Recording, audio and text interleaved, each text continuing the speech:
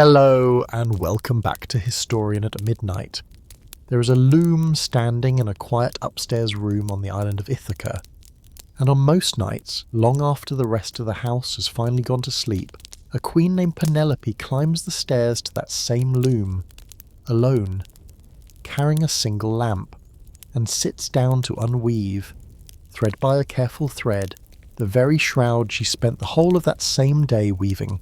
in full view of a hall crowded with men who believe, every one of them, that she is almost finished, that the burial cloth she has promised to complete before she will choose a new husband from among them is only a handful of days from being done, when in fact it is not close to finished at all, and has not been close to finished for the better part of 3 full years, because she undoes each night, in the private dark, exactly what her own hands built in the public light. And it is worth sitting with that image for a moment before we go any further tonight. A woman keeping an entire household, an entire kingdom, and her own single remaining hope suspended in exactly the same unfinished state for as long as her own patience and her own cleverness can possibly stretch it, because the man she is actually waiting for, a king named Odysseus, has already been gone from this same island for 19 years by the time our story tonight finally catches up with her. 10 of those years spent fighting a war at Troy this channel has already told in full in another night's story, and 10 more spent, somehow, simply trying to get home from it. A span of time so strange and so disproportionate that it has puzzled listeners for nearly 3,000 years. And it is exactly that puzzle. Why 10 years? Why not 10 weeks?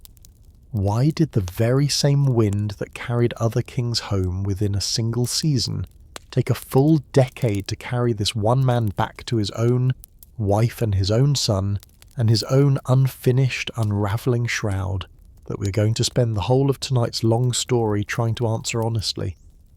It is worth pausing before we go any further on the sounds that same house was actually filled with during all those same years, because Penelope's own quiet upstairs room did not sit in some separate, undisturbed corner of the palace at all,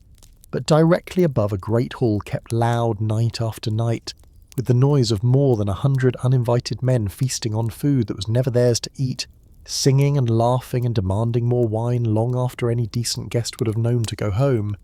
And it is worth imagining, honestly, what it must have felt like to climb those same stairs each night specifically to escape that same noise, to sit alone with a single lamp and a half-finished shroud while, just below your own feet, an entire houseful of strangers spent your own family's wealth as though it had always belonged to them. It is worth naming too that the old poem itself does not actually tell this whole story in the same order. Tonight's own telling has chosen to follow, opening instead much closer to its own ending, with Telemachus already a young man and Odysseus already trapped on Calypso's own island,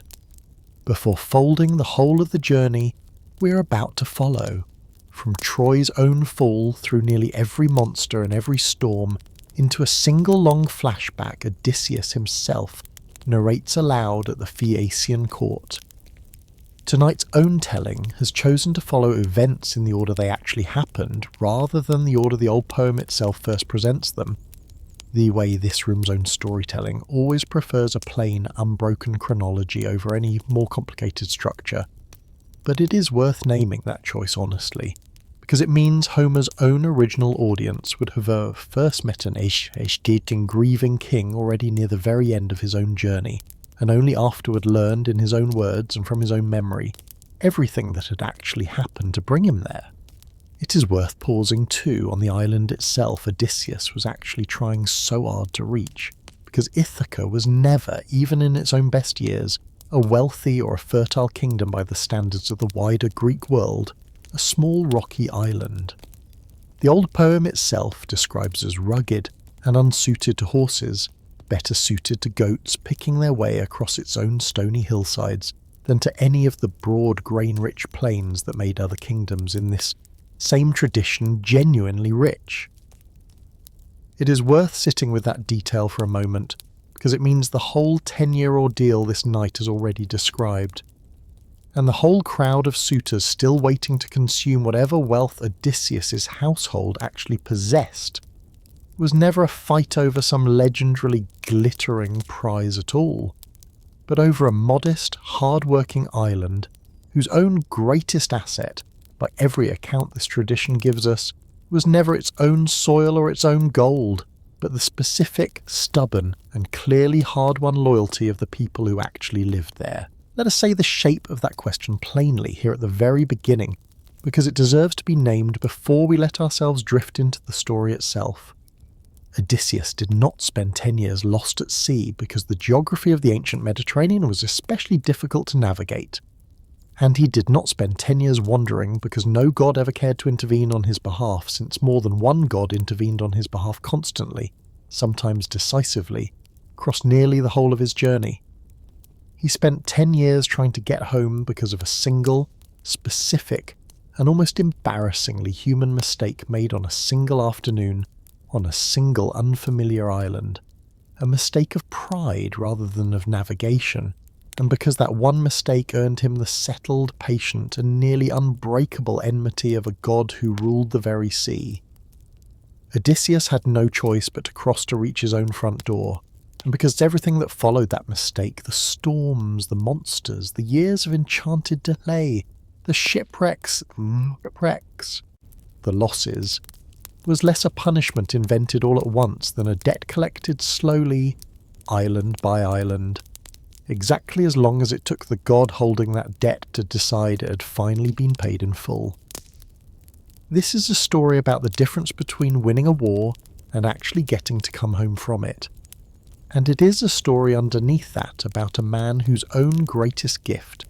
a cleverness so total that later ages would remember him as the most cunning mortal who ever lived, was also again and again across this same long decade the very thing that got him and the men who trusted him into the worst trouble any of them ever faced.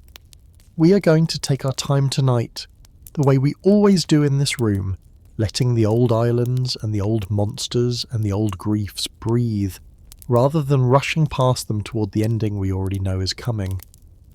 Before we drift any further into tonight's telling, I want to ask something of you directly, and I want to be honest about why. This channel is still small enough that every single one of you listening tonight actually matters to whether it keeps going, and we are trying slowly and without any great fanfare to reach 1,000 subscribers, a number that might sound modest to a larger channel, but that would mean to this one the difference between a project that can keep telling these long, unhurried stories and one that quietly has to stop. So if you find yourself somewhere in the middle of tonight's long story, drifting comfortably towards sleep, the way this room is built for you to do, I would be genuinely grateful if you would take 30 seconds before your eyes close for good to subscribe. And if tonight's telling is worth anything to you at all, to leave a like behind as well. Not because either gesture costs you anything, but because it is, quite literally, the only thing standing between this small channel and the next 100 stories it still has left to tell. And if you feel like it, leave your location and your local time down in the comments, the way listeners in this room always do, because it helps other restless, sleepless people find their way here. And there is something genuinely pleasant about knowing that a stranger somewhere far away is settling in under the very same dark sky tonight. So get comfortable, let your shoulders sink into the bed, settle in for a long and unhurried night, and let yourself drift into the oldest and strangest homecoming the Greek world ever told. A story about a war that ended in a single night and a journey home that somehow refused to end for 10 long years afterward. A war that ended, and a curse that was only just beginning. To understand why Odysseus' own road home turned out to be so much longer and so much crueler than any of his fellow kings, we have to go back, briefly, to the very last night of the war at Troy itself, a night this channel has already described at real length in another story told in this room. The night a wooden horse filled with hidden soldiers was finally dragged inside the walls of a city that had held out against the combined armies of Greece for 10 entire years, and it is worth naming plainly what actually happened once that horse had done its work and the gates of Troy had finally been thrown open from the inside, because the sack of a city, in the old poet's own telling, was rarely a clean or a controlled affair, and this one was not. Troy burned that night, its temples looted, and its royal house put to the sword. And it is worth naming one particular sacrilege among all the ordinary horror of that single night, because it is the specific seed from which this whole 10-year story of delay is eventually going to grow. A Greek warrior named Ajax, not the great Ajax whose own death this channel has already touched on in the story of Troy, but a smaller, lesser-known man who shared his name, dragged a Trojan princess named Cassandra away from the very altar of Athena where she had taken refuge, violating both the woman and the sanctuary in a single act. And when the other Greek commanders learned of it, they did nothing at all to punish him, unwilling, after 10 years of exhausting war, to turn on one of their own so close to finally sailing home. It is worth pausing on how much that single failure of justice actually cost the entire Greek fleet, because the gods who had watched this whole war unfold from Olympus did not let it pass unanswered, even if the men themselves had. Athena, whose own sanctuary had just been defiled, and whose own priestess had just been dragged from the safety of her own altar, went to her uncle Poseidon, god of the sea across which every single one of these homebound ships would now have to sail, and asked him for a storm violent enough to punish the fleet that had let this crime go unanswered, and Poseidon, ruler of the very water that stood between every Greek king and his own home, agreed. It is worth naming this alliance plainly, because it is the true origin point of everything that follows tonight. Not a single curse aimed at Odysseus alone, but a general storm of divine anger loosed against an entire fleet that had failed collectively to hold one of its own accountable. A storm that scattered ships across the whole width of the Aegean Sea the moment they finally set out for home, drowning some outright, driving others hopelessly off course. And it is worth noticing, here at the very beginning of tonight's story, that Odysseus was not even the worst punished king in that first scattering. Not by any measure, because that particular distinction belonged to someone else entirely. It is worth pausing briefly on how differently this same storm treated the other great kings of that war, because the contrast is going to matter enormously to the question tonight's whole story is built around. Nestor, the old and famously wise king of Pylos, sailed home quickly and without any serious trouble at all,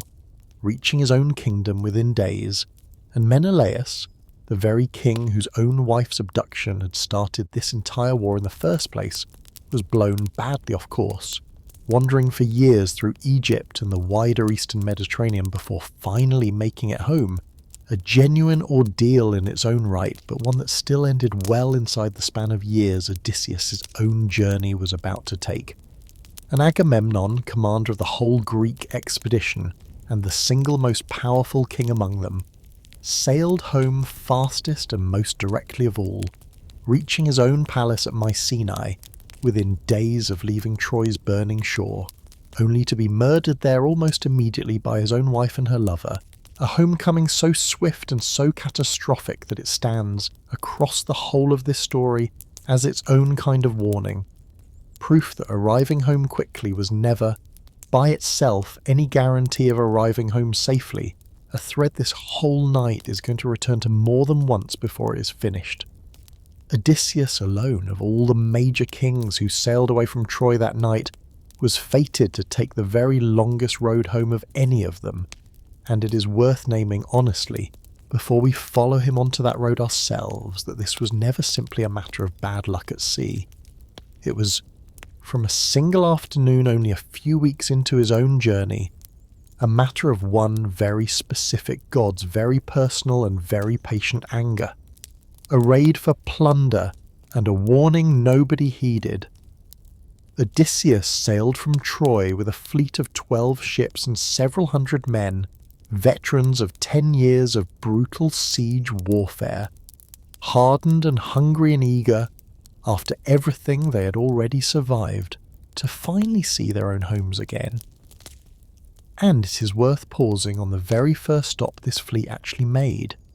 because it tells us something true about the whole company Odysseus was leading before we ever reach the trouble that made this journey famous.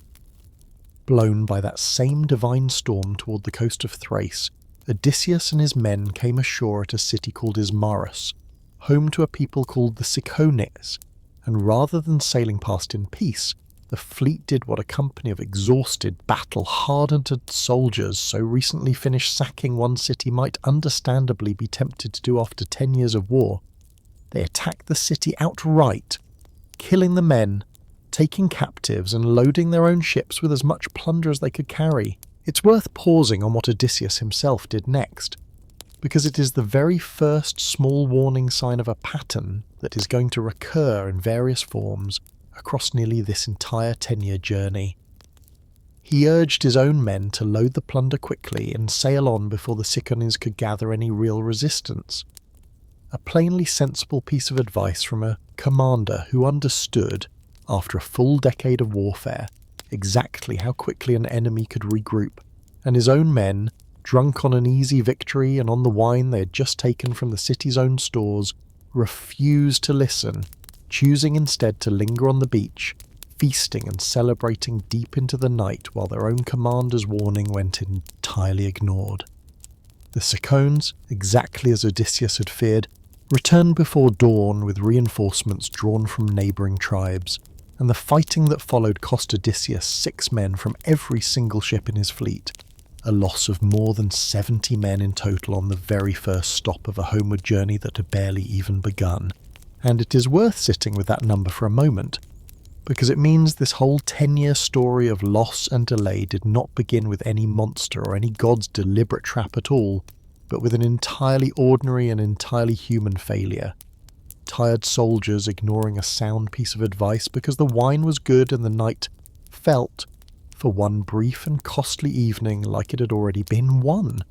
It is worth pausing too on how little this same story actually bothers to name any of the 70 men lost on that single beach, because this is a pattern. Tonight's whole telling is going to repeat again and again across nearly every island still ahead of us, an old tradition capable of naming a king's own grief in extraordinary lingering detail, while letting the ordinary soldiers who die carrying out that king's own orders vanish into nothing more than a round number attached to a ship's own manifest. 6 men from each of 12 ships is a figure the old poem states plainly, and moves past within a single line, and it is worth noticing, honestly, that we do not know a single one of their names, do not know which of them had a wife waiting on some smaller island of his own, do not know which of them had begged quietly to be allowed to stay behind on the ship rather than join the raid at all, because this whole tradition, for all its genuine attention to Odysseus's own inner life, was never built to carry that same attention down into the ranks beneath him. And it is worth carrying that silence with you tonight, because it is going to grow only louder and only more costly the further this journey takes us. A flower that made men forget the taste of home, driven back out to sea by that costly skirmish, Odysseus' fleet was caught almost immediately by a second violent storm, blown for 9 full days across open water far from any course they had ever intended to sail, and it is worth pausing on those 9 days honestly, because the old poem is careful to tell us that Odysseus himself had no idea, by the time the storm finally broke, exactly where in the wide Mediterranean his own ships had actually ended up, a disorientation that is going to define nearly the whole rest of this journey. A captain who spent 10 years navigating a war by daylight and open strategy now finding himself, again and again, in waters no chart of his own world could have prepared him for. On the 10th day, the fleet came ashore on the land of a people called the Lotus Eaters, and it is worth pausing on how quiet and how gentle this particular danger actually was, compared with nearly everything else this story is about to describe, because there was no monster waiting on that shore at all, no violence and no immediate threat of any kind, only a plant, a strange sweet lotus flower that grew wild across the whole of that island, and a people so peaceful and so untroubled that they offered it freely to any stranger who happened to land among them. Odysseus sent 3 of his own men ashore to scout the island,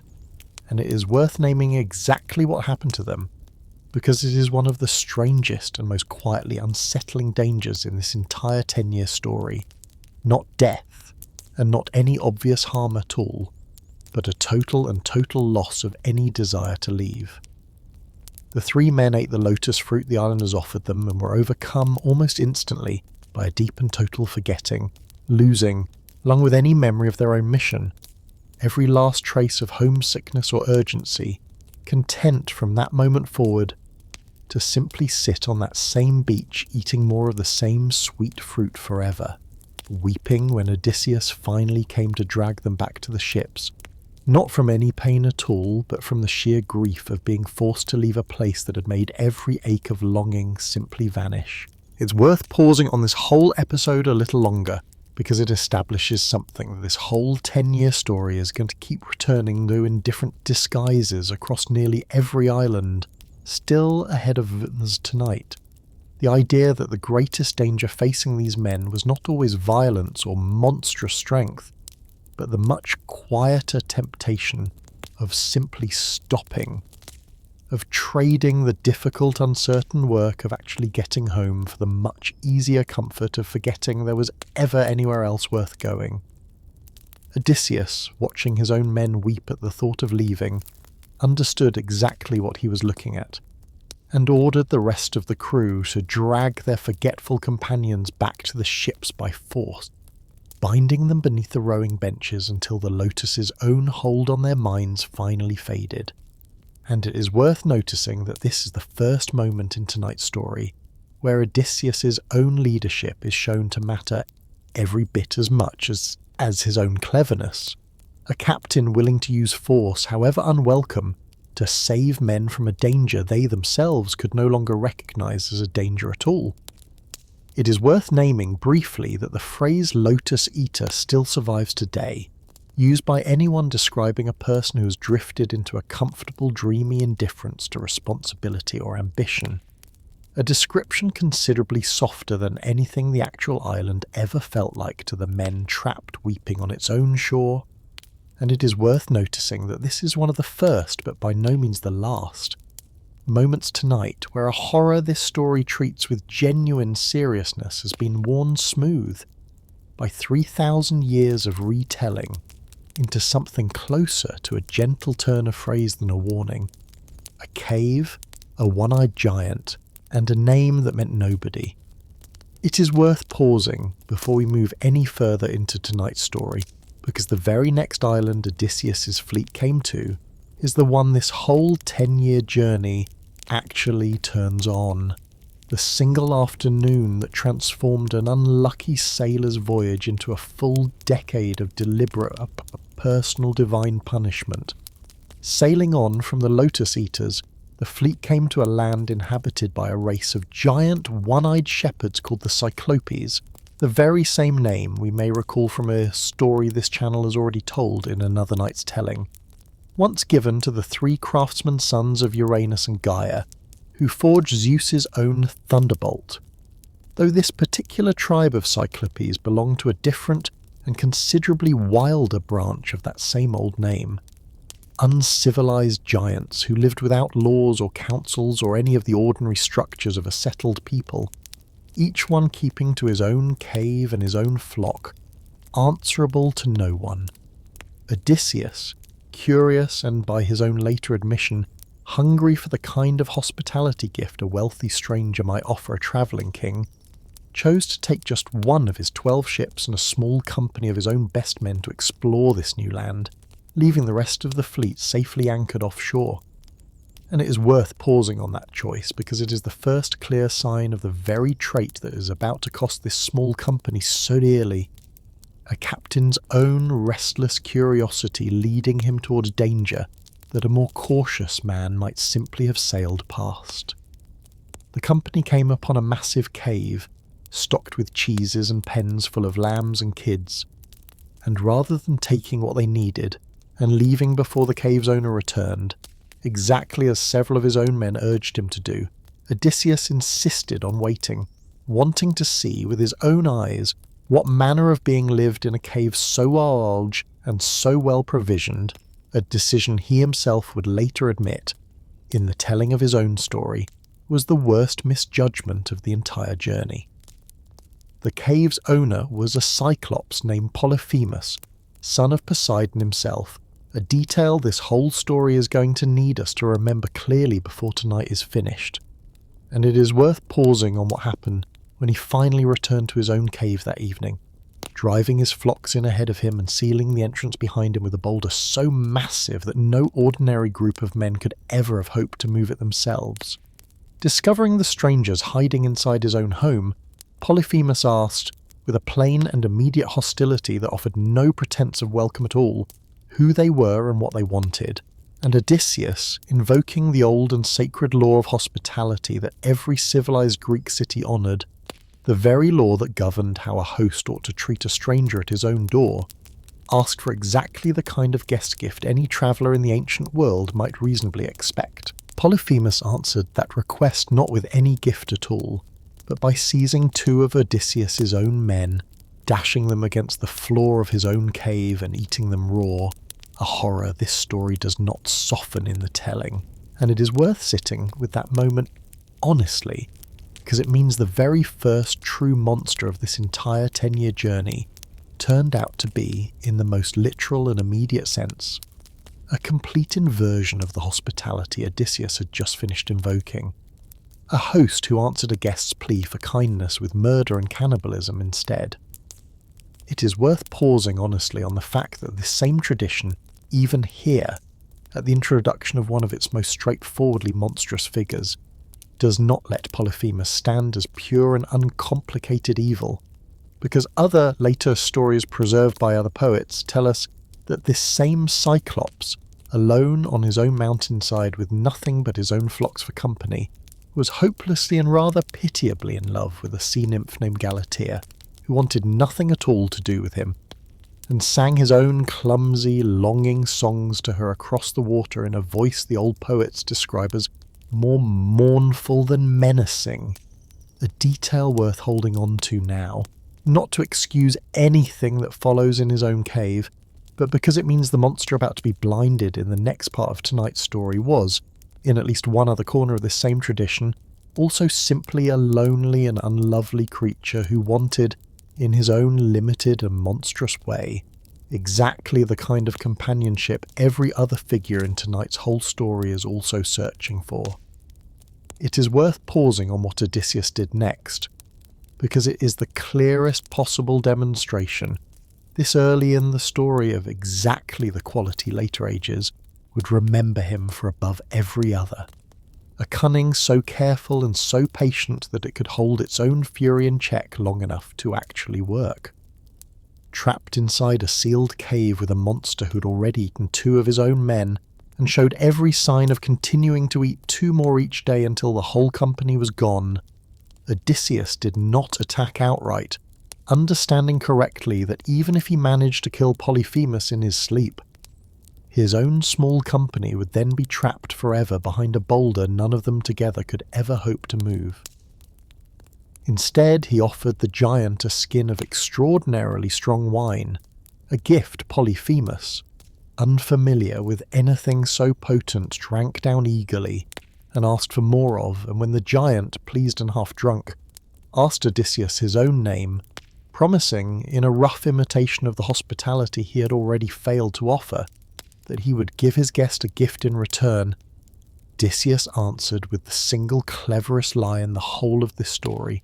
telling Polyphemus that his name was Nobody. It is worth pausing on that name a little longer, because everything that follows depends entirely on it. Once Polyphemus had finally drunk himself into a heavy wine-soaked sleep, Odysseus and his surviving men took up a wooden stake they had spent the evening secretly sharpening and hardening in the fire, and drove it into the giant's single eye, blending him completely, and it is worth pausing on the sound this whole scene is built around.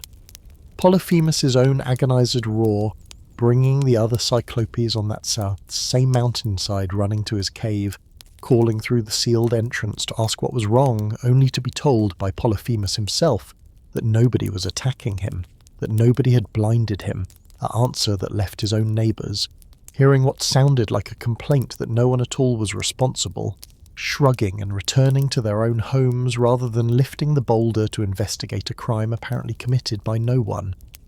It is worth pausing too on the sheer physical violence of the act itself, because the old poem does not let this moment pass in half a line, describing the stake's own tip hissing and sizzling in the giant's eye exactly as the blacksmith's own hot iron hisses when it is plunged into cold water to be tempered.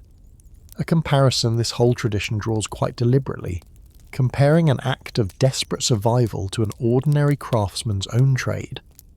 as though even in the middle of this whole story's own greatest horror, its listeners were still meant to recognise something almost workmanlike in how carefully and how deliberately Odysseus's men had prepared for this single moment. Blood ran down across the giant's own face and hissed where it met the same hot wood still buried in his own ruined eye, and Polyphemus's own scream, the old poem tells us, was loud enough to be heard across the whole of that mountainside, a sound this whole tradition wants us to understand was not simply pain, but a very specific and very total kind of grief, the sudden, permanent loss of the only sense that had ever let this solitary giant see his own flocks, his own cave, and whatever small comfort his own isolated life had ever actually offered him. It is worth pausing too on how Odysseus and his remaining men actually escaped that same sealed cave the next morning, because it is one of the most quietly elegant pieces of trickery in the whole of this tradition, since Polyphemus, blind now but still guarding the only exit with his own outstretched hands, could feel the back of every sheep and ram as it passed beneath him to graze, and Odysseus, understanding this, had his men tie themselves beneath the bellies of the giant's own largest rams, rather than trying to walk past him directly, so that Polyphemus, running his hands only along the backs of the animals passing beneath his palms, felt nothing at all, and let every single one of them through, untouched. Odysseus himself, clinging to the underside of the very largest ram in the whole flock, the animal Polyphemus, in his own grief and confusion, actually paused to speak to directly, asking it. With a tenderness this story lets us feel even from a monster. Why it alone was walking so slowly this particular morning, unaware that the very man responsible for his blinding was hanging silently beneath its own belly the entire time. It is worth pausing finally on the single mistake that turned this whole clever escape from a private triumph into a 10-year curse, because it is the true hinge on which the rest of tonight's entire story actually turns. Safely back aboard his own ship and pulling away from the shore, Odysseus, unable to resist one final taunt, called out across the water to Polyphemus, revealing in his own pride exactly who had actually blinded him, his true name rather than the false one he had given inside the cave, and it is worth pausing on how directly his own men begged him not to, understanding even before Odysseus himself seemed to, exactly how dangerous that single piece of boastfulness was about to be. Polyphemus, hearing his true enemy's name spoken aloud at last, lifted his own hands to the sky and prayed, not to any ordinary god, but directly to his own father Poseidon, ruler of the very sea. Odysseus would now have to cross to reach his own home, asking him, if it was within his power, to make sure that Odysseus never reached Ithaca at all, or if fate had already decided he must, to make sure he arrived, late, alone, having lost every one of his own men, and to find, once he finally did arrive, nothing but trouble waiting for him there. It is worth sitting with that prayer for a long moment, because it is, in the most literal sense, the actual curse this entire 10-year story is going to spend the whole rest of tonight fulfilling point by point exactly as spoken. Poseidon heard his own son's prayer, and it is worth naming plainly what it means that the god of the sea itself now held a personal grudge against the one mortal who most needed that same sea's goodwill to ever see his own home again. because everything that follows for the remaining 9.5 years of this journey, every storm, every detour, every year of enchanted delay, unfolds beneath the patient, unhurried anger of a god who was never in any rush at all to let this particular debt go unpaid. It is worth pausing here on the fates of the other Greek commanders one final time, because it is only now, with Poseidon's own curse actually spoken aloud, that the full unfairness of Odysseus's own particular punishment becomes clear. The lesser Ajax, whose own crime against Cassandra had started this whole cycle of divine anger in the first place, was himself drowned by Poseidon in that very first general storm, struck by a bolt from Athena and dashed against the rocks, a punishment that at least answers his own specific crime with a specific consequence. But Odysseus had committed no sacrilege at Troy at all, no violation of any altar or any priestess, and his own punishment did not answer any crime committed during the war itself, but a single act of pride committed weeks after the war was already over, on an island whose own existence he could not have known about when he sailed from Troy's burning shore. And it is worth sitting with that particular unfairness, because it means the 10 years still ahead of us tonight were never, in any strict sense, a punishment that fit its own crime, but a debt whose size was decided entirely by how long it took one very powerful and very patient god to feel that his own son's blinding had finally been sufficiently avenged. It is worth naming too that an entire separate epic once existed describing exactly these other less famous homecomings. A poem called the Nostoi, the Returns, attributed by ancient sources to a poet named Aegeus of Troezen and composed at some point reasonably close to Homer's own lifetime. And it is worth pausing on the fact that this same poem, which may once have told us in far greater detail exactly how differently fortune treated every other king who sailed home from Troy that same night, has been almost entirely lost, surviving today only in scattered summaries and fragments quoted by later ancient writers, meaning that most of what we actually know about these other quicker homecomings comes down to us only in passing mentions scattered across Homer's own poem, rather than through any full telling of its own. What those fragments do preserve is worth naming honestly, because it deepens exactly how unlucky Odysseus's own particular fate actually was measured against his fellow commanders. Diomedes, one of the most celebrated warriors of the entire war, was driven off course by storms of his own, though nowhere near as severe or as prolonged as Odysseus's own, and arrived home only to find his own wife unfaithful and his own throne already lost to a rival, settling at last, in the version of his story later Roman writers preferred, in southern Italy instead of ever returning to Greece at all. And Idomeneus, king of Crete, survived his own storm-tossed return only by swearing a rash and desperate vow to Poseidon, promising to sacrifice the very first living thing he met on his own home shore, if the god would only spare his ship, a vow that turned out, in the crueler tellings of his own story, to be answered by his own son running out to greet him, a horror this tradition treats as its own kind of warning about the price of bargaining carelessly with any god, sea god or otherwise, in the middle of a desperate storm. A god whose anger the whole sea itself was built to carry out. It is worth pausing too on exactly who Poseidon actually was within the wider family. This channel has already spent an entire night describing, because we may recall from the story of Zeus's own rise to power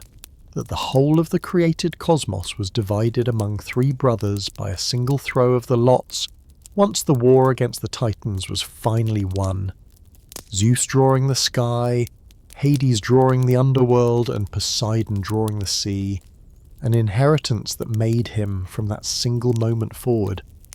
the one god any sailor in the whole of the ancient Mediterranean world could least afford to offend. It is worth naming too that Poseidon's own temperament,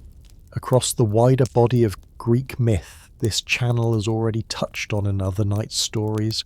was rarely gentle even when he was not personally angry at anyone in particular, worshipped under titles like Poseidon Earth Shaker for the earthquakes his own moods were believed to cause, and Poseidon Hippios for his own strange and enduring association with horses, said to have created the very first horse by striking a rock with his own trident in a fit of temper during a contest with Athena for patronage of the city of Athens, a contest we may recall he ultimately lost. It is worth sitting with that same temperament now, because it means the god Odysseus had the singular misfortune of angering was never, in this tradition's own wider telling, a figure especially inclined toward mercy or quick forgiveness in the first place. And it is worth naming too that Poseidon's own fatherhood of monsters did not begin or end with Polyphemus alone, since this same god was credited, across the wider tradition, with siring a whole range of other fearsome offspring, giants and sea monsters both, meaning that when Odysseus blinded Polyphemus, he was not simply wounding one obscure shepherd's son, but striking directly at a child this particular god had every reason to care about as much as any father cares about his own, a detail worth holding on to, because it means the curse Poseidon carried for the next 9.5 years of tonight's story was never simply divine irritation at a mortal's insult, but something considerably closer to a father's own grief, curdled across nearly a full day and into the kind of patient, unhurried anger only a genuinely wounded parent tends to sustain for quite that long. A world smelling of pitch, salt, and old wine. It is worth pausing too, before we follow Odysseus's own small fleet any further out onto open water, to actually picture, as honestly as this channel can manage, what that same water and that same voyage would have physically felt like to the men aboard those 12 ships.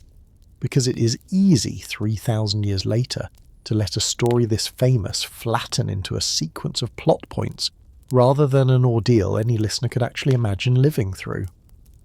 A Bronze Age galley of the kind Odysseus's own fleet would have sailed was a narrow open vessel with no deck to speak of and no shelter at all from sun or rain or spray. Its hull sealed with pitch that left a thick, tarry smell clinging to everything aboard it, rowed by men who sat shoulder to shoulder on hard wooden benches for hours at a stretch, their own hands blistering and then, across enough days, hardening into the calluses that marked a lifetime spent at the oar. There was no fresh water aboard beyond whatever had been carried in clay jars from the last shore, no food beyond hard bread, dried fish, and whatever wine had not yet gone sour in its own skin, and no light at night beyond the stars themselves. Since a captain navigating this same sea had no compass at all to guide him, only the position of familiar constellations and a lifetime of hard-won memory for how the coastline of his own known world was actually shaped. It is worth pausing too on how genuinely dangerous open water itself was to a vessel built this way, because a storm violent enough to be described in the old poem's own telling as merely difficult could easily have swamped a boat with no deck at all to keep the sea itself from simply pouring in over the sides. And it is worth sitting with that physical vulnerability for a moment, because it means every single storm tonight's story has already described and everyone still ahead of us was never simply a dramatic flourish added by an old poet for effect, but a genuinely realistic account of exactly how fragile a wooden, open-hulled ship actually was against the same Mediterranean Sea that still, to this day, claims fishing boats and pleasure craft alike whenever its own famously sudden hit weather catches an unwary sailor too far from shore. It is worth naming too that modern archaeology has actually recovered a real trading ship from almost exactly the same period, a wreck discovered off the southern coast of Turkey near a headland called Uluburun and excavated across more than a decade of careful underwater work beginning in the 1980s, dated by its own cargo to roughly the 13th century before Christ, close enough to the traditional dating of the war at Troy itself that it offers modern listeners something tonight's whole story otherwise only asks us to imagine, an actual physical vessel of the same size and the same rough construction as the ships this whole journey has already sunk so many times over, its own hold still packed, when divers first found it, with copper and tin ingots, glass beads, ivory and ostrich eggshells traded across a Bronze Age Mediterranean considerably more connected and considerably more fragile than most modern listeners tend to imagine an age this ancient could actually have been. A name given in bitterness, and a scar earned on a boyhood hunt. It is worth pausing too on where Odysseus' own name actually came from, because this whole tradition preserves an origin story for it worth naming before we follow him any further onto open water. His own maternal grandfather, a famously cunning and famously light-fingered trickster named Autolycus, said by some tellings to be a son of Hermes himself, and to have inherited that same god's own gift for theft and deception, came to Ithaca specifically to name his own newborn grandson, and declared, half in humour and half in genuine prophecy, that the boy should be called Odysseus, a name this tradition connects to an old Greek verb meaning to cause pain or to be the object of another's anger, because Autolycus himself, by his own admission, had caused a great many people a great deal of grief across the whole of his own long and dishonest life, and wished the same distinction, only half joking, on his own daughter's son. It is worth sitting with that naming for a moment, because it means the very name carried by the man this whole night has followed. Across 10 years of monsters and storms was never simply a label at all, but something closer to a small private prophecy spoken over his own cradle. A life destined one way or another, to cause pain and to receive it in roughly equal measure, exactly as tonight's whole story has already shown us happening, again and again on nearly every single island already behind us. It's worth naming too where the very scar that finally gave him away to his own old nurse actually came from, because this same grandfather is the reason for that scar as well. Sent as a young man to visit Autolycus on the slopes of Mount Parnassus, Odysseus joined his own grandfather and uncles on a boar hunt through the thick woods there. And it was during that same hunt that a wild boar, startled from its own hiding place in a dense thicket, charged and gored him above the knee before Odysseus himself managed to kill it. A wound that healed into the exact scar Euryclea's own hands would recognise decades later in a completely different context. And it is worth naming that this whole detour into his own boyhood, a hunting trip and a grandfather's own naming ceremony, is exactly the kind of story the old poem pauses to tell us at the very moment its own plot is at its most tense. Euryclea's own hand freezing mid-bath at the very instant she feels that same old scar. Because this tradition seems to have understood, long before any modern storyteller ever needed to be taught it, that the past is never really separate from the present it eventually produces, and that a single old wound can carry an entire hidden lifetime folded inside it, waiting for exactly the right hand to finally touch it again. A bag of winds, and a crew's own fatal curiosity. Sailing on from the island of the Cyclopes, with Poseidon's fresh anger now trailing behind him, Odysseus came next to the floating island of Aeolus, keeper of the winds, a figure this old tradition treats not quite as a full god, but as something close to one, granted by Zeus himself the authority to govern every wind that blew across the whole of the known world. Aeolus received Odysseus and his men with real and generous hospitality, feasting them for a full month and listening with evident fascination to the whole story of the war at Troy. And when Odysseus finally asked leave to continue his own journey home, Aeolus gave him a parting gift unlike anything else in this entire story. A great leather bag in which he had bound every contrary wind in the world, every gust that might blow a ship off its own true course, leaving free only the single gentle west wind needed to carry Odysseus directly home to Ithaca. It is worth pausing on how close this single gift actually brought Odysseus to ending his whole ordeal in a matter of days rather than years, because for 9 full days and nights, that gentle west wind carried his ship steadily homeward, so close by the 10th day that Odysseus could actually see the smoke rising from his own island's own hearths, his own home finally genuinely within sight after everything the journey had already cost him. And it is worth pausing on what happened next,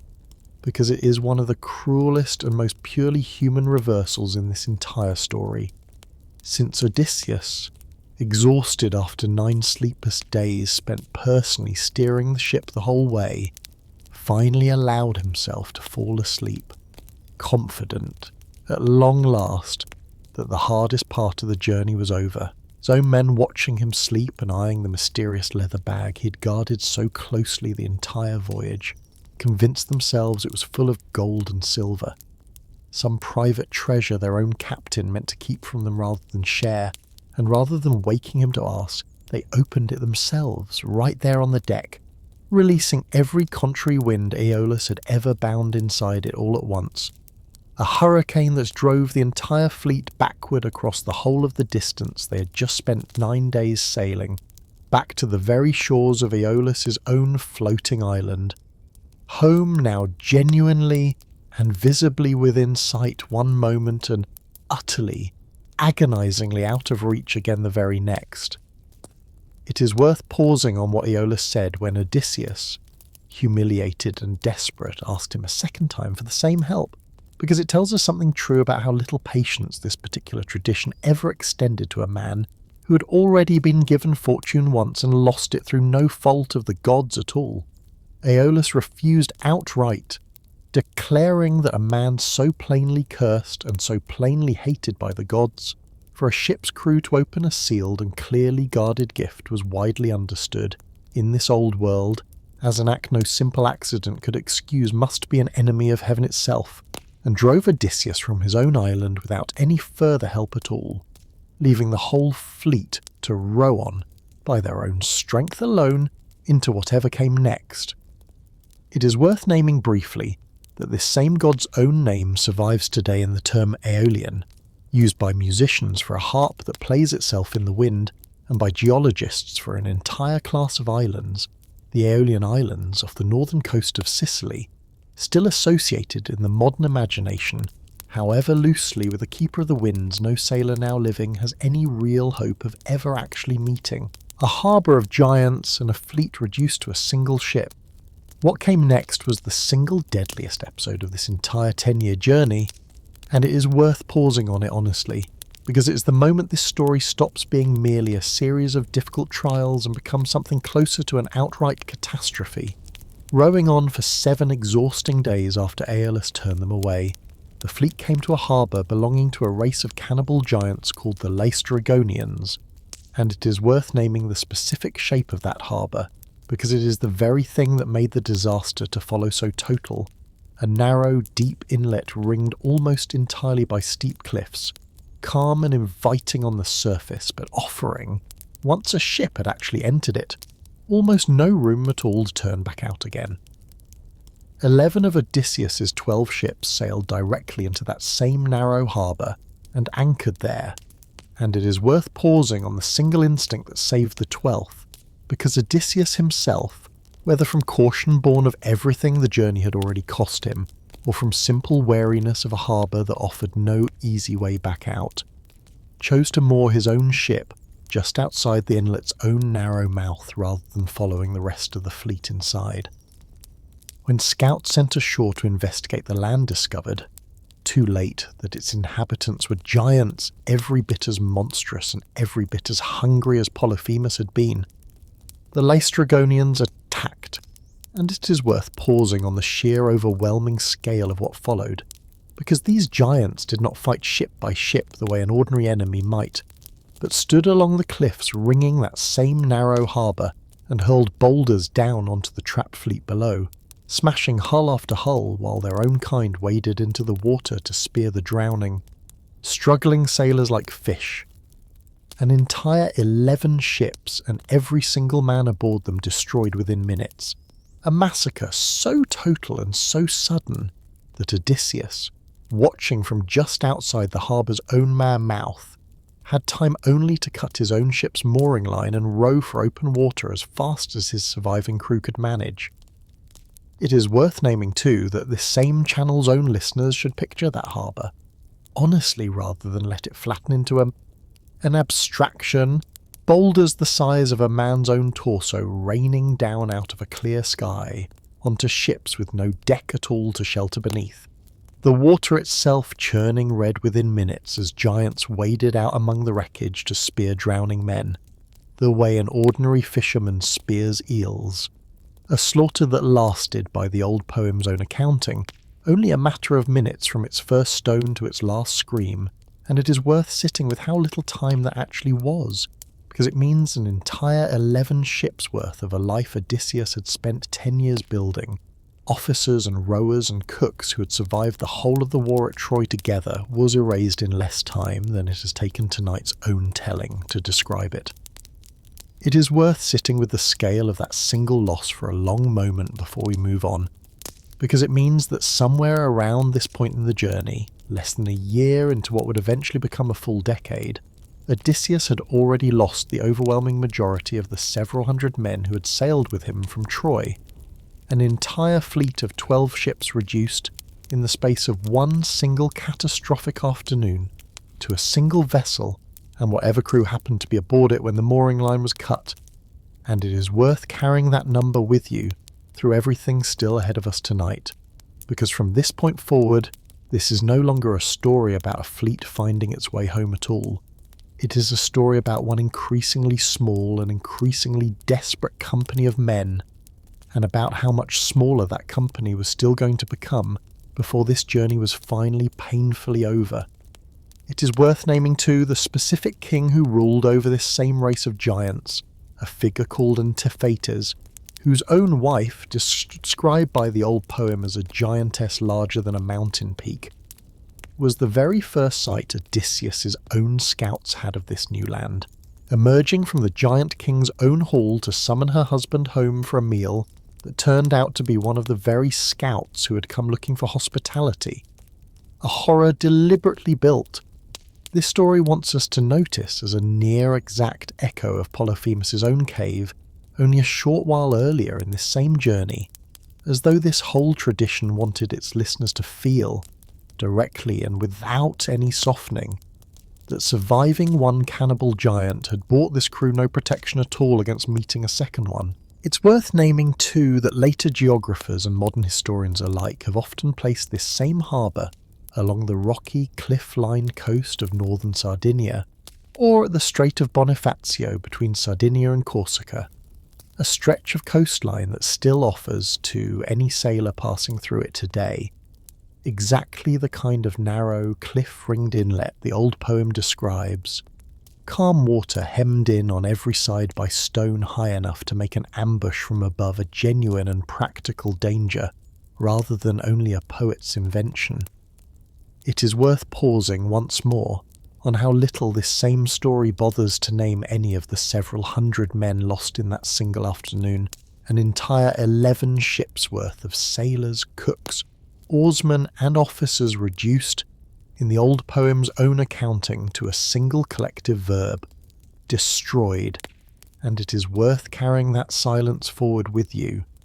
because from this point on in tonight's story the men still travelling with Odysseus are few enough, and important enough to what follows, that this same tradition finally does begin naming a handful of them individually, Eurylochus chief among them, as though a crew small enough to fit aboard a single ship had finally become small enough for this old poem to actually notice as individuals rather than as a number. A goddess, a herd of enchanted swine, and a year that nearly became forever. Reduced now to a single ship, Odysseus and his surviving men sailed on to the island of Aea, home to a goddess and enchantress named Circe, daughter of the sun god Helios, and it is worth pausing on how carefully this particular episode unfolds,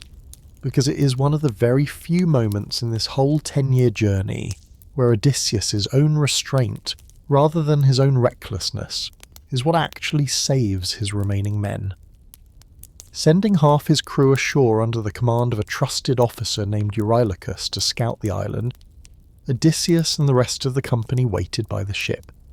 And it is worth pausing on what Eurylochus alone survived to report, because the scouting party, discovering a beautiful stone hall deep in the island's own woods, was welcomed inside by Circe herself, offered a rich feast laced, unknown to them, with a potion that stripped away every trace of their own human memory.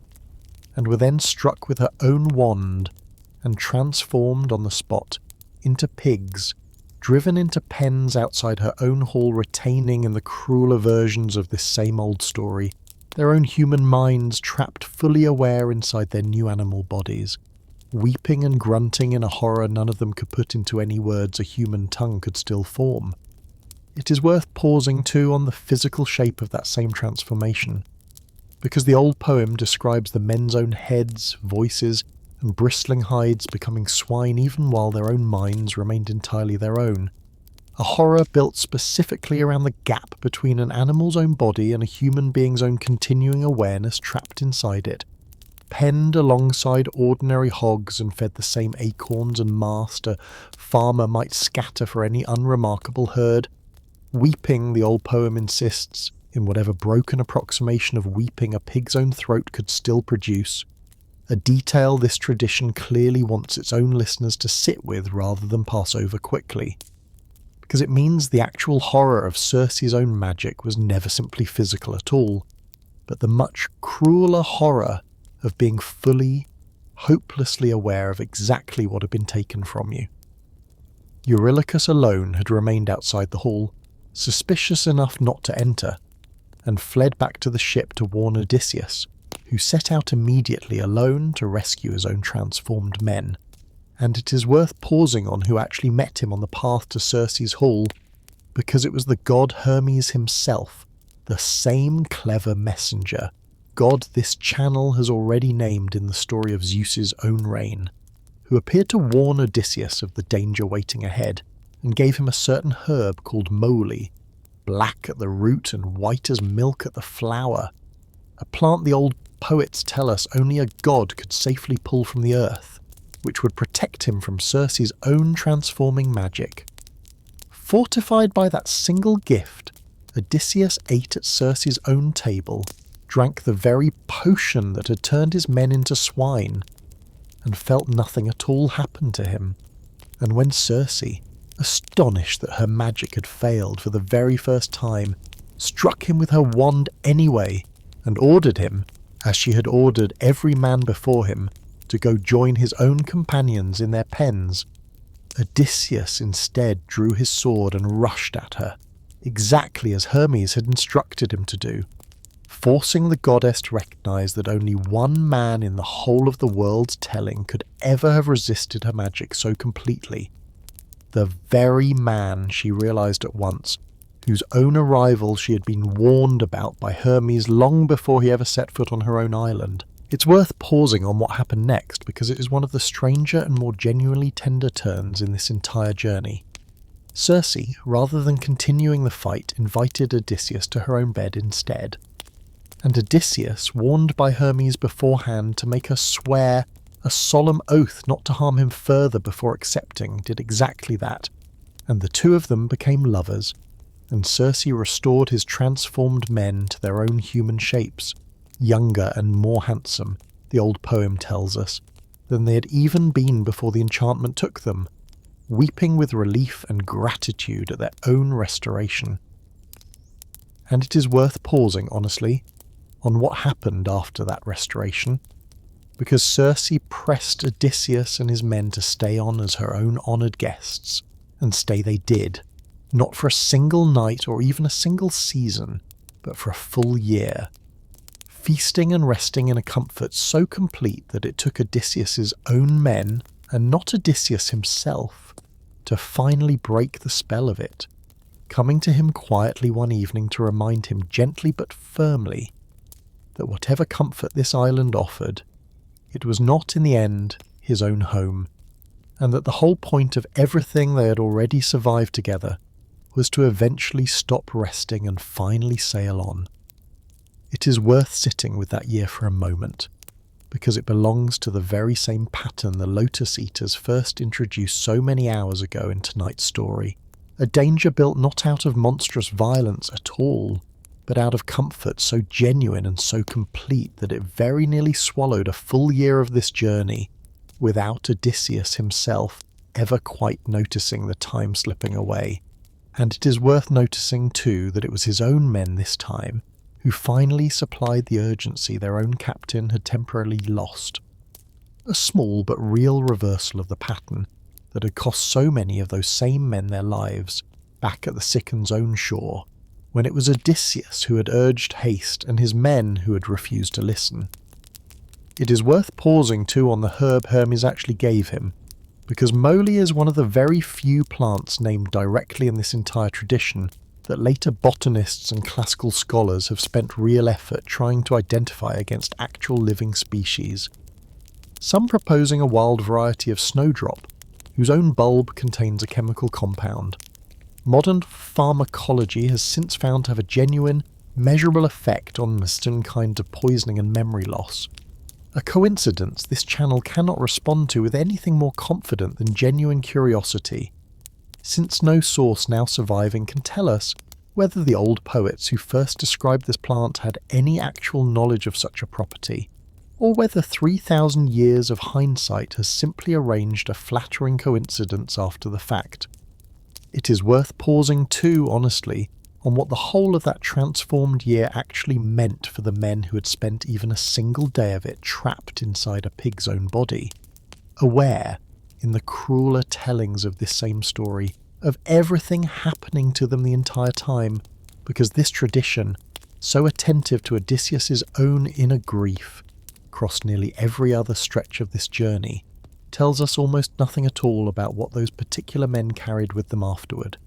restored to human shape and younger and more handsome than before, the old poem insists, as though a transformation that total could simply be undone without leaving behind any lasting mark on the mind that had endured it. A silence worth noticing alongside all the other silences this whole story has already asked us to sit with tonight. It is worth naming too that Circe herself bore Odysseus at least one son during that same year, a boy named Telemachus in the tradition later poets built up around this whole story, whose own fate in the strange and rather haunting coda some much later sources attached to this entire tale was eventually to sail in search of the father he had never met, land by mistake on the shores of Ithaca itself, and kill Odysseus without ever recognizing him, fulfilling, in a shape none of tonight's own prophecies ever quite predicted, one final and rather bitter echo of every other unrecognized father and unrecognized son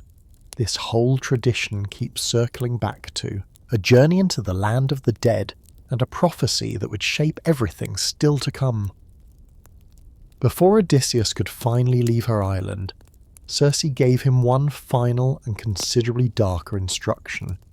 telling him that in order to learn the way home, and to learn exactly what still stood between him and it, he would first need to sail to the very edge of the world and descend, while still living, into the realm of the dead, to consult the shade of a blind prophet named Tiresias, whose own knowledge, uniquely among the dead, had been preserved intact even after his own death by Persephone herself. It is worth pausing on how strange and how genuinely frightening this instruction actually was, even to a man who had already survived a cave full of cannibal giants and a harbour full of murderous ones, because this whole tradition understood a living visit to the Underworld, a catabasis, as one of the rarest and most dangerous journeys any mortal could ever attempt,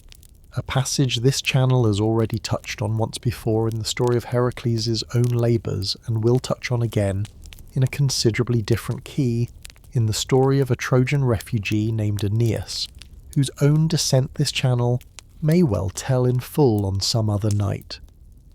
Odysseus followed Circe's instructions exactly, sailing to the edge of the world where the sun itself was said never to shine, and there, following her ritual precisely, digging a pit and pouring offerings of milk, honey, wine, and water into it, and finally cutting the throats of 2 black sheep so that their blood might draw the attention of the dead. He watched as shade after shade came crowding toward that same dark blood,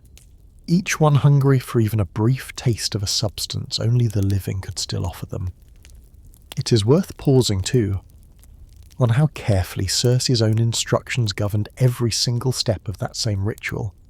because Odysseus was told to keep his own sword drawn the entire time, holding back the eager, thirsting shades crowding toward the blood until Tiresias himself had been allowed to drink first and speak.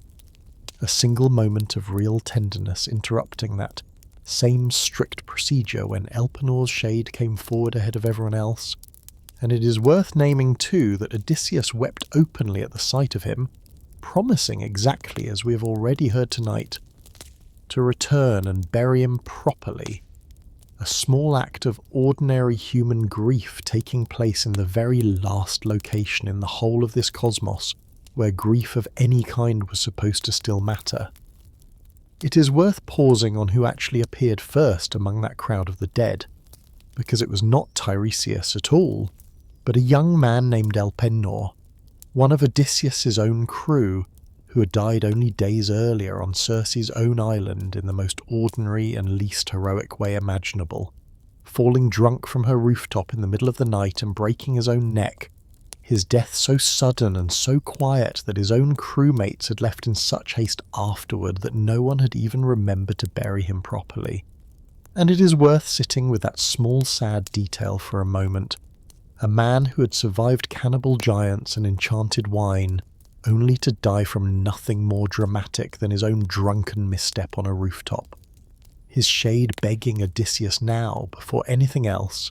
to return to that island and give his own abandoned body the proper burial it still deserved. A promise Odysseus made, and we will learn later tonight, actually kept.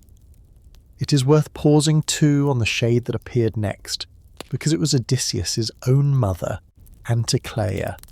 a woman he had left alive and well when he sailed for Troy 20 years earlier, and who had, he now learned for the very first time, died in the years since, of nothing more than grief, worn down slowly and completely by the sheer unbearable length of her own son's absence. Odysseus, overcome, tried 3 separate times to embrace her, and 3 separate times his own arms closed on nothing but empty air, the shade slipping through his grasp like smoke or a dream, a detail this whole tradition uses again and again to remind us of exactly what death actually costs the living, not simply the loss of a person,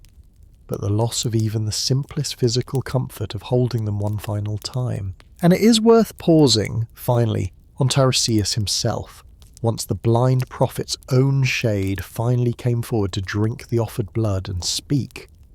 because what he told Odysseus is going to shape, in one way or another, nearly every single episode still ahead of us tonight. Tiresias warned him first and most urgently about a specific danger still to come, an island belonging to Helios, the sun god himself, where sacred cattle grazed under strict divine protection, cattle that Odysseus's own men must never under any circumstance touch or harm, warning that if they did, every single one of them would die before ever reaching home, and Odysseus alone, if he survived at all, would return not as a king with a fleet and a crew, but as a single broken man, arriving on a stranger's ship, having lost absolutely everyone who had ever sailed with him. Tiresias told him too of the trouble waiting for him, even once he finally reached his own island, a house overrun by suitors consuming his own household's wealth while pursuing his own wife,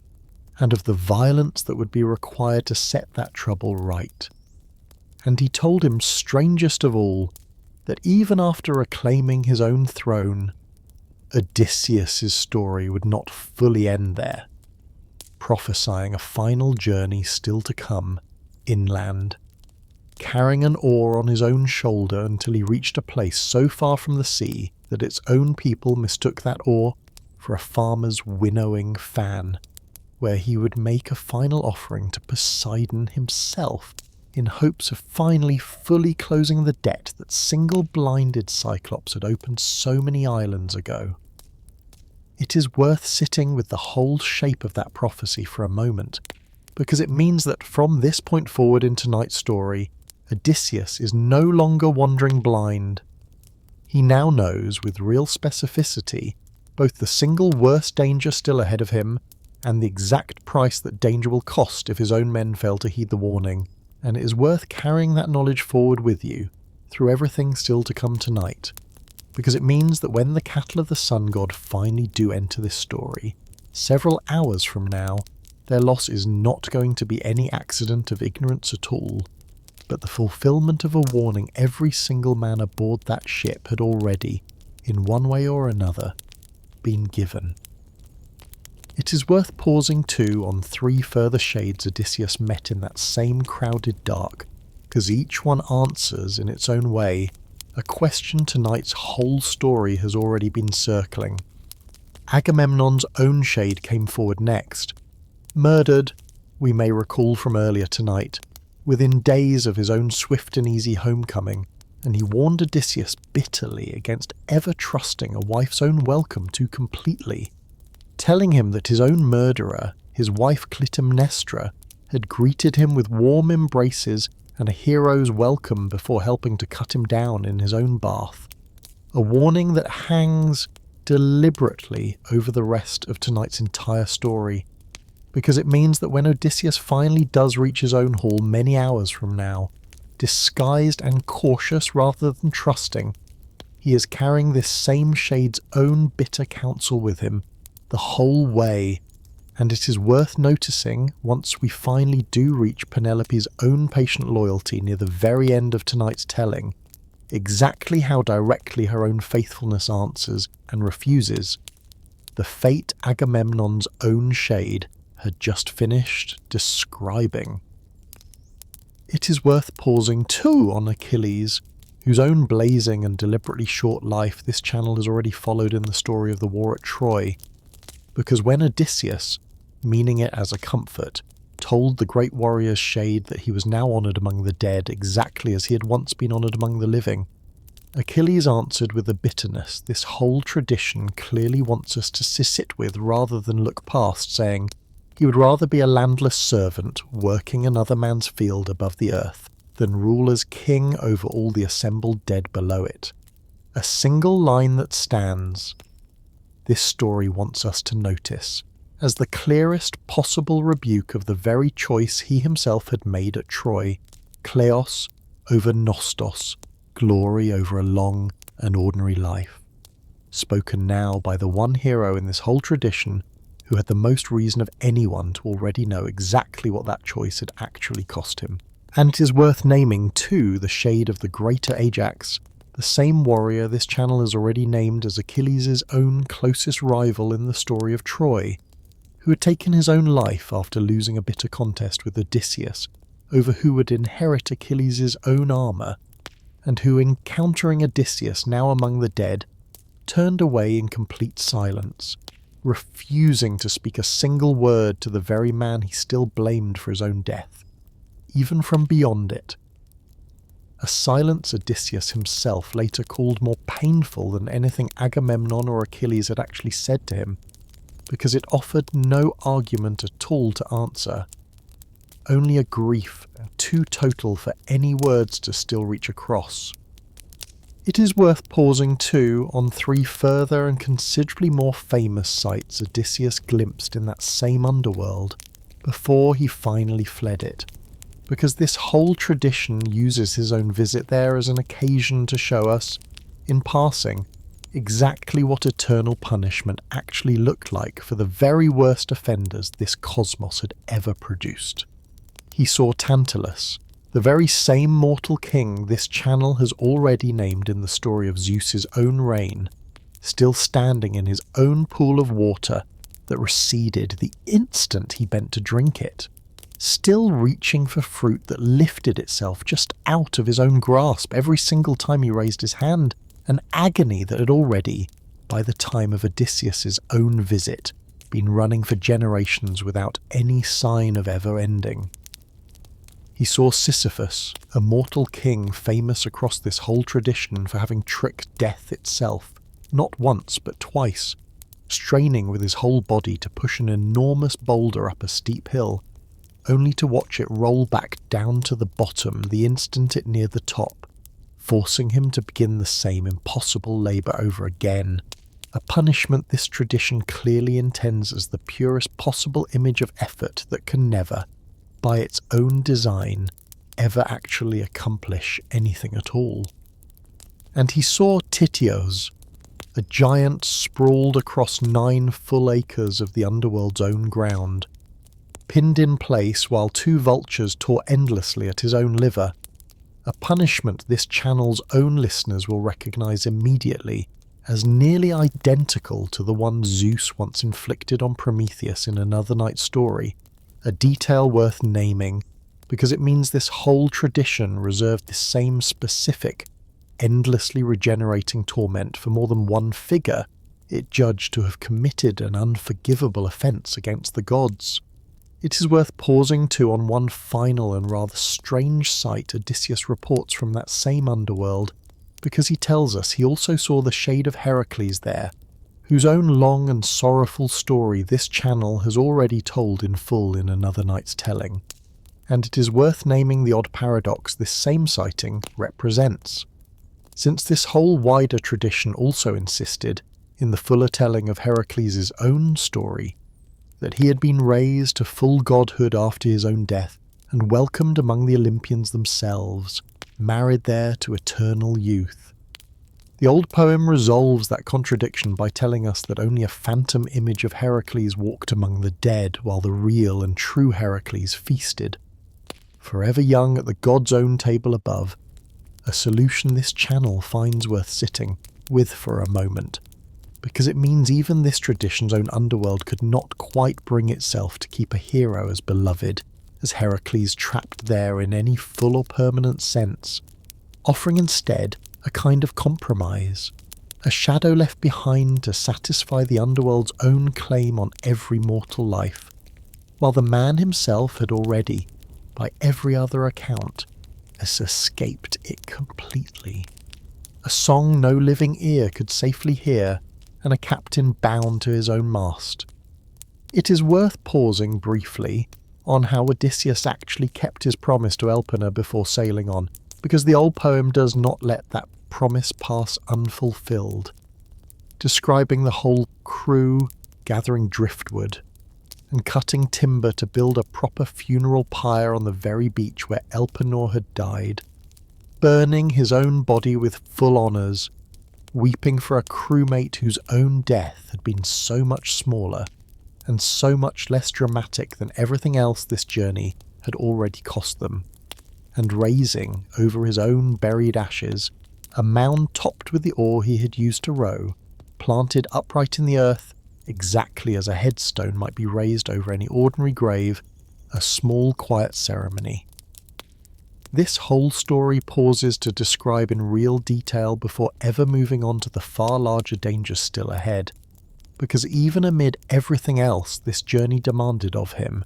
Odysseus never once forgot that a promise made to the dead was still a promise and still worth keeping in full. Returning at last to Circe's island to bury Elpenor properly, exactly as he had promised, and to receive from the goddess herself a final round of guidance for the dangers still ahead,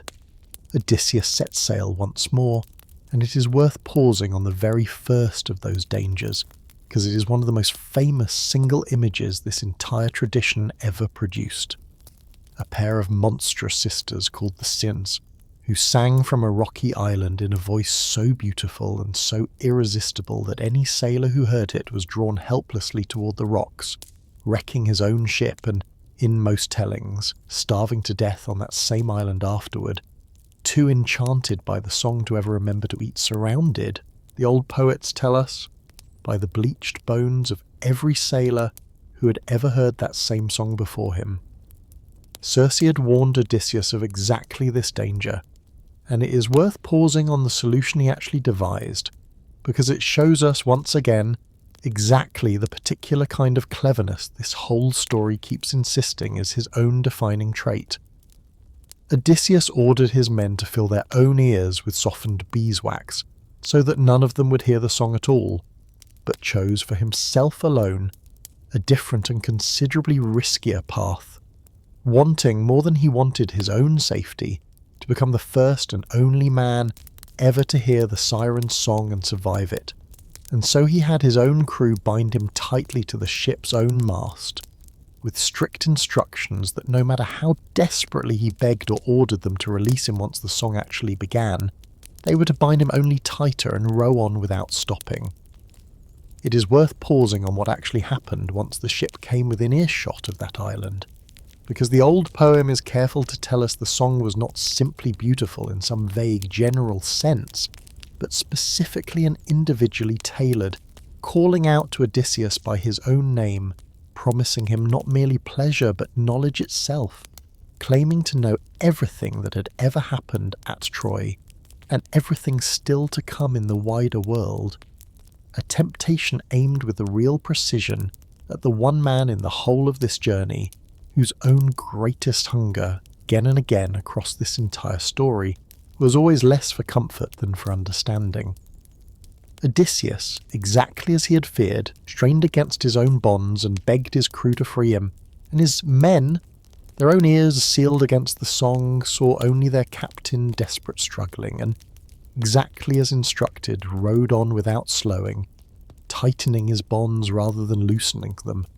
until the island and its song finally faded behind them, and Odysseus, spent and shaking, could finally be untied. It is worth naming briefly that the old vase paintings and temple carvings that survive from this same period show the Sirens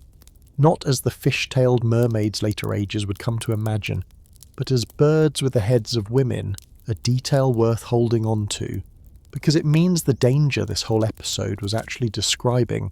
had less to do with any watery seduction and more to do with a voice, disembodied and inhuman, promising a kind of knowledge no mortal ear was ever built to survive hearing in full. A choice between two horrors, and 6 men sacrificed to save the rest. What came next, and it is worth pausing on this honestly, because it is one of the darkest and most quietly despairing episodes in this entire 10-year story, was a narrow strait guarded on either side by 2 monsters, and it is worth naming them plainly, because the very phrase this pairing eventually gave the modern world, caught between Scylla and Charybdis, still describes thousands of years later the exact predicament Odysseus was now facing, a situation offering no good outcome at all, only a choice between 2 different shapes of disaster. On one side of the strait waited Charybdis, a monstrous whirlpool that swallowed the entire sea 3 times a day and spat it back out again, capable of pulling an entire ship down into its own depths with everyone aboard it, and on the other side waited Scylla, a monster with 6 heads and 12 legs, lurking in a cave high in the cliff face, who would, if a ship passed close enough beneath her, snatch 6 sailors from the deck at once, 1 in each mouth, and devour them alive while the rest of the crew watched helplessly from below. Circe had told Odysseus plainly that there was no way through this particular strait without losing something, that sailing too close to Charybdis risked the entire ship and every man aboard it, while sailing close enough to Scylla to avoid the whirlpool would cost exactly 6 men, no more and no less, and it is worth pausing on the specific instruction Circe gave him that he should not even attempt to fight Scylla when the moment came, since no weapon could kill an immortal monster, and any time spent fighting would only cost him more men than the 6 he was already fated to lose. It is worth pausing too on what Odysseus chose to do with that terrible piece of knowledge, because it is one of the most quietly devastating moral choices in this entire story, one he himself, in the telling of his own tale, admits he made deliberately and without ever explaining his own reasoning to the men who would pay the price for it. Rather than warning his own crew plainly that 6 of them were about to be seized and eaten, Odysseus armed himself and stood at the ship's own prow as though preparing to fight Scylla directly, choosing to let his men believe he still might save them all rather than tell them the truth Circe herself had already made plain, that this particular loss could not be avoided at any price, and when Scylla struck exactly as warned, 6 men were torn screaming from the deck and devoured, calling out Odysseus' own name in their final moments as the rest of the ship rowed on without stopping, and Odysseus himself would later call it, in his own retelling of this whole journey, the most agonizing single sight his own eyes witnessed across the entire 10 years, worse in his own accounting than anything Polyphemus or the Laestrygonians had ever shown him, precisely because this loss had been foreseen and chosen and allowed to happen in silence rather than warned against honestly. It is worth naming too that the strait these two monsters were said to guard has long been identified by ancient geographers and modern scholars alike, with the narrow Strait of Messina separating the island of Sicily from the Italian mainland, a channel where real and genuinely treacherous currents still meet and churn today, strong enough that ancient sailors navigating it by oar alone would have had every practical reason to fear being pulled off course into water no small boat could easily escape. And it is worth sitting with that detail, because it means this particular horror, however monstrous its own telling became across the centuries, likely began as a perfectly ordinary sailor's fear of one specific and genuinely dangerous stretch of real water, dressed up the way so much of this whole tradition dresses up its own real dangers in the shape of teeth and mouths rather than current and stone, a single afternoon's hunger, and a debt that finally consumed everyone but one man. It is worth pausing now on the exact danger Tiresias had already warned Odysseus about so many hours ago in tonight's story, because it is the moment this whole 10-year journey stops being a story about a captain leading a crew and becomes instead a story about one man left entirely alone, driven by a storm to take shelter on the very island Tiresias had named, the island of Thrinacia, sacred to the sun god Helios. Odysseus begged his own men to sail past it entirely rather than risk the temptation Tiresias had warned them about. But Eurylochus, the same officer who had once survived Circe's own trap by staying outside her hall, argued that the crew, exhausted and battered by everything the Strait of Scylla and Charybdis had just cost them, needed rest before continuing, and Odysseus, outnumbered and unable to force an entire exhausted crew to keep rowing against their own will, relented, making every man swear a solemn oath before they ever set foot on that shore that none of them would touch the sun, God's own sacred cattle, no matter how great their own hunger became. It is worth pausing on what happened next, because it is one of the cruelest single strokes of misfortune in this entire story, since the wind, once the crew had come ashore, simply refused to change for a full month, trapping them on that same island with dwindling supplies and no way to sail on, until every last scrap of food they had brought with them was finally gone,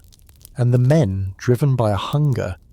this story does not ask us to judge too harshly, given everything they had already survived, finally broke the oath they had sworn, slaughtering several of Helios's own sacred cattle while Odysseus himself was away from the camp, praying and roasting the meat over an open fire that, the old poets tell us, produced omens no sane sailor could have mistaken for anything but a warning.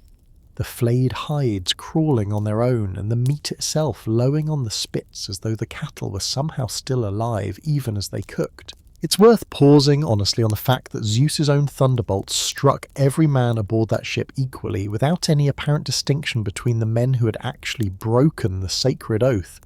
and any man who might have refused to eat the stolen meat at all. And it is worth naming that the old poem itself does not tell us whether every single sailor actually took part in that same slaughter, only that the ship as a whole was held responsible for it,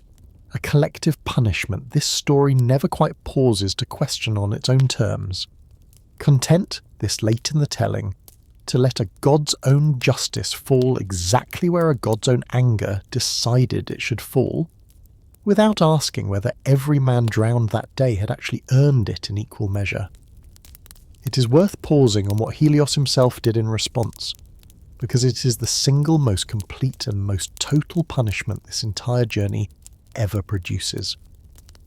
Furious at the violation of his own sacred herd, Helios went to Zeus and threatened, if he was not given justice, to take his own son down into the underworld and shine there instead, refusing to light the world of the living ever again, a threat serious enough that Zeus agreed at once to punish the men responsible, and the moment Odysseus' ship finally set sail again once the wind at last changed, Zeus struck it with a single devastating thunderbolt, splitting the hull apart and drowning every single man aboard it except for Odysseus himself, who managed to lash together the ship's own broken mast and keel into a makeshift raft and drift, alone, back past the very strait of Scylla and Charybdis. He had only just survived once already, this time with no crew left at all to row him past the danger, forced simply to cling to his own wreckage and hope the whirlpool did not happen to catch him as it turned. It is worth sitting with this moment for a long while before we move on, because it is the true centre of tonight's entire story, the point at which every single man who had sailed with Odysseus from Troy, every friend, every soldier, every companion who had survived the Cicones and the Lotus Eaters and the Cyclops and the Laestrygonians and Circe's own island and the Sirens and Scylla's own six mouths, was finally completely gone, exactly as Tiresias had warned so many hours ago in tonight's telling. And it means that Odysseus' own journey home, from this single point forward, is no longer a story about leadership or command at all, but about one exhausted, grieving, and entirely solitary man clinging to a broken piece of wood in open water, with nothing left to lose, and no one left to lose it alongside. 7 years on an island that offered him everything except the one thing he actually wanted. Drifting for 9 days on that same makeshift wreckage, Odysseus finally washed ashore, alone and utterly spent, on the island of Ogygia, home to a minor goddess named Calypso, and it is worth pausing on what this particular island actually offered him, because it is, in its own way, the single largest and most seductive version of every quiet temptation this whole journey had already shown him in smaller doses,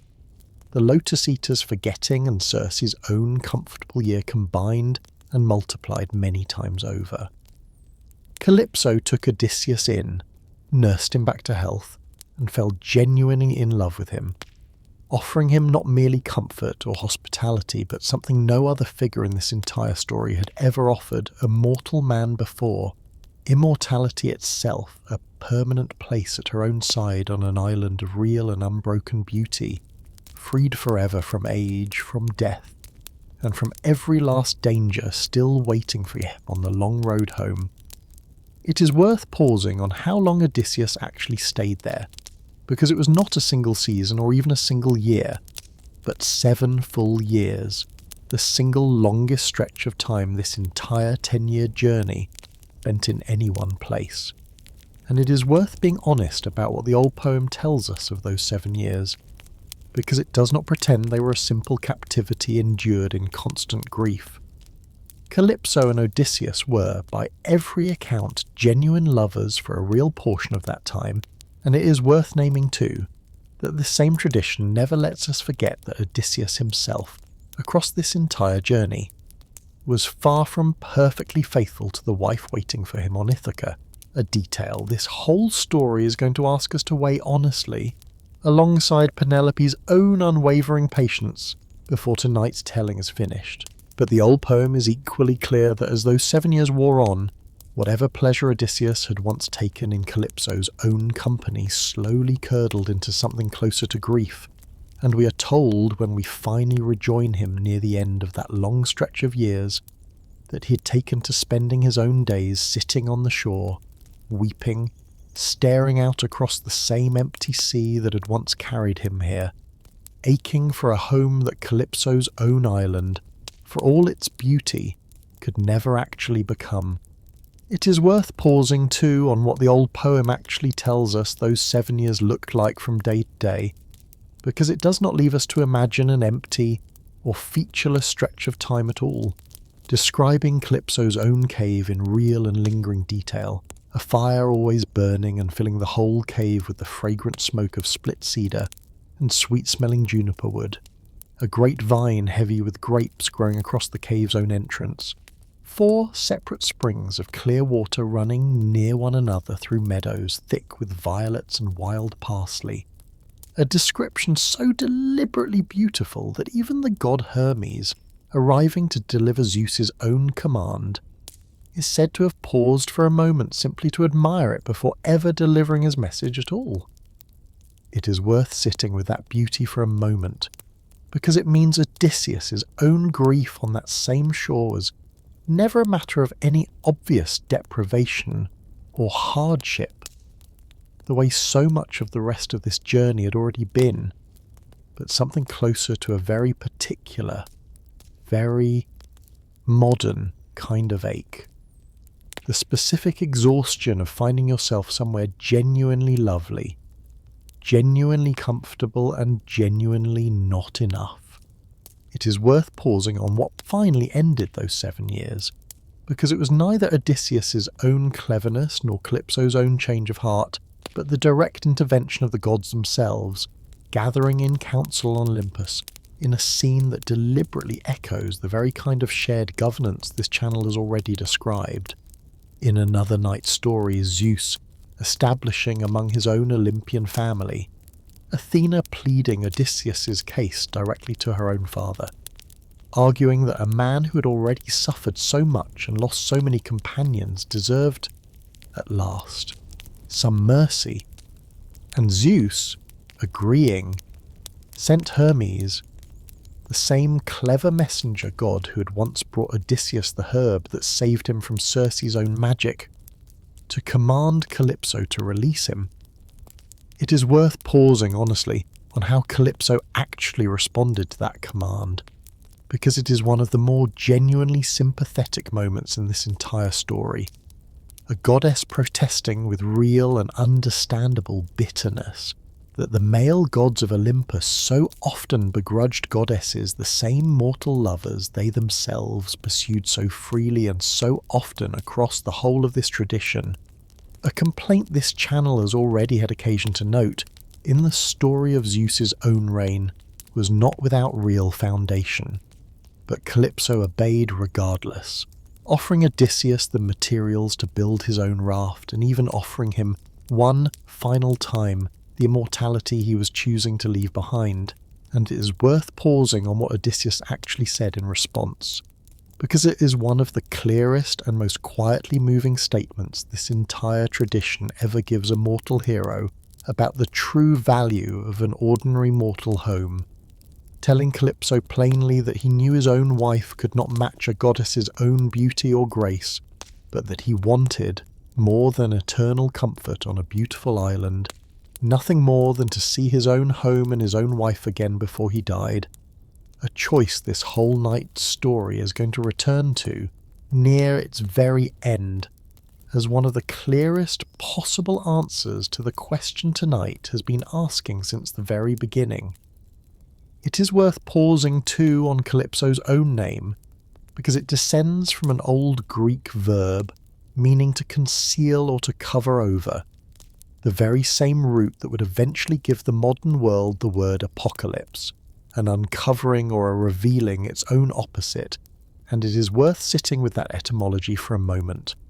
because it means the goddess who held Odysseus hidden away from the rest of the world for 7 entire years was, in the most literal sense her own name could carry, concealment itself given a shape and a voice and, eventually, something close to a genuine heart. It's worth naming too a small and rather striking echo this whole episode carries back to the very image tonight's story opened with, because when Hermes first arrived at Calypso's own cave to deliver Zeus's command, he found her singing at her own loom, weaving a golden shuttle back and forth through a cloth of her own design, an image this same old poem had already given us once before back on Circe's island, where that goddess too was found singing at her own loom the very first time Odysseus's men came upon her hall, and it is worth holding both of those looms up against the one we open tonight's whole story with, Penelope's own, unweaving by lamplight rather than weaving forward, because it means this entire journey is bracketed, start to finish, by women sitting at looms, each one holding some version of Odysseus inside her own patient. Ongoing work, one goddess weaving to pass an immortal eternity that never actually required his presence at all, and one mortal wife unweaving, night after night, specifically to buy enough time for that same presence to finally come home. A shipwreck, a princess at the river's edge, and a hall built for hospitality. Sailing from Ogygia on the raft Calypso had helped him build, Odysseus was spotted almost immediately by Poseidon, still every bit as angry as he had been the very afternoon Polyphemus first prayed to him, and the god raised one final storm violent enough to tear the raft apart entirely, and it is worth pausing on how close Odysseus actually came to drowning at this very late stage of his own journey, saved only by the intervention of a sea goddess named Ino, who gave him a magic veil to bind around his own chest and told him to swim once his raft was finally destroyed, for the nearest shore he could find. That shore belonged to the Phaeacians, a seafaring people living on an island called Scheria, and it is worth pausing on how Odysseus actually came to meet them, because it is one of the gentlest and most quietly beautiful scenes in this entire long and often violent story. Washing ashore naked, exhausted, and covered in brine, Odysseus collapsed beneath a thicket of bushes and slept, and it was a young princess named Nausicaa, daughter of the Phaeacian king, who found him there the next morning, having come to the river mouth with her own attendants to wash the household's linens, guided, though she did not know it at the time, by Athena herself, who had appeared to her in a dream the previous night urging her to make this same trip. Rather than fleeing in fear at the sight of a wild, sea-battered stranger, Nausicaa, alone among her own frightened attendants, stood her ground, struck, the old poem tells us, by something in his own bearing that suggested he was no common vagrant, and offered him clothing, food, and safe guidance to her own father's palace. A hospitality this whole story wants us to notice stands in direct and pointed contrast to the total absence of hospitality Odysseus had once faced in Polyphemus's own cave so many islands ago. It is worth pausing on the whole shape of Odysseus's own reception at the Phaeacian court, because it is, in its own way, this entire tradition's fullest single portrait of exactly what proper hospitality was actually supposed to look like. A stranger fed and honoured before he was ever even asked his own name, entertained with music and athletic games, and finally invited, once trust had been genuinely earned rather than merely assumed, to tell the whole of his own story from the very beginning, and it is worth naming here that nearly everything tonight's telling has already described, from the sack of Troy through the Cyclops and Circe, and the loss of every single one of his own men, comes down to us, within the structure of the old poem itself, as the very story Odysseus told in his own voice to this same Phaeacian hall, weeping, we are told, more than once in the telling of it, particularly at any mention of the war at Troy itself, a grief the blind Phaeacian singer, Demodocus's own songs kept accidentally reopening throughout the feast. Moved by his own story and by the sheer scale of everything he had already survived, the Phaeacian king Alcinous offered Odysseus a ship and a crew to finally carry him the rest of the way home, and it is worth pausing on how that final voyage actually ended, because the Phaeacian sailors, famous across this whole tradition for a supernatural swiftness no ordinary ship could match, carried Odysseus across the water in a single night, setting him down still asleep on the shore of his own island of Ithaca at last, 19 years almost to the day, since he had first sailed away from it for the war at Troy. It's worth pausing too on what Poseidon did once he learned of this final act of kindness, because his own anger, even now, was not yet fully spent. Furious that the Phaeacians had helped Odysseus reach home despite everything he had already suffered to prevent it, Poseidon turned their own returning ship to stone as it sailed back into its home harbour, right in full view of the horrified Phaeacian crowd waiting on the shore. A punishment that cost an entire innocent nation its own finest ship and crew, for the single crime of having shown a shipwrecked stranger genuine kindness. one final bitter reminder this late in the story of exactly how patient and exactly how total this particular god's own anger had remained across the whole of these 10 long years. It is worth pausing, before we let this island go, on one further moment from Odysseus' own stay among the Phaeacians, because it tells us something true about exactly how close to the surface his own old identity remained, even while he sat, unnamed, at a stranger's own feast. During the athletic games held in his honour, a young Phaeacian nobleman named Euryalus mocked him openly, suggesting that a man of his own weathered, sea-battered appearance surely had no skill in athletics at all, and looked more like a merchant counting profits than any kind of competitor. And Odysseus, stung by the insult in a way 10 years of monsters and storms had apparently never quite managed to blunt, rose without a word, seized the heaviest discus in the entire pile, and hurled it so far past every Phaeacian's own best throw that the whole crowd fell silent, declaring afterward, with a flash of the same pride that had once cost him so dearly in Polyphemus' own cave, that he would gladly face any man present in boxing, wrestling or archery. Besides, a brief and telling reminder that the exhausted, weeping castaway Nausicaa had found on the riverbank only days earlier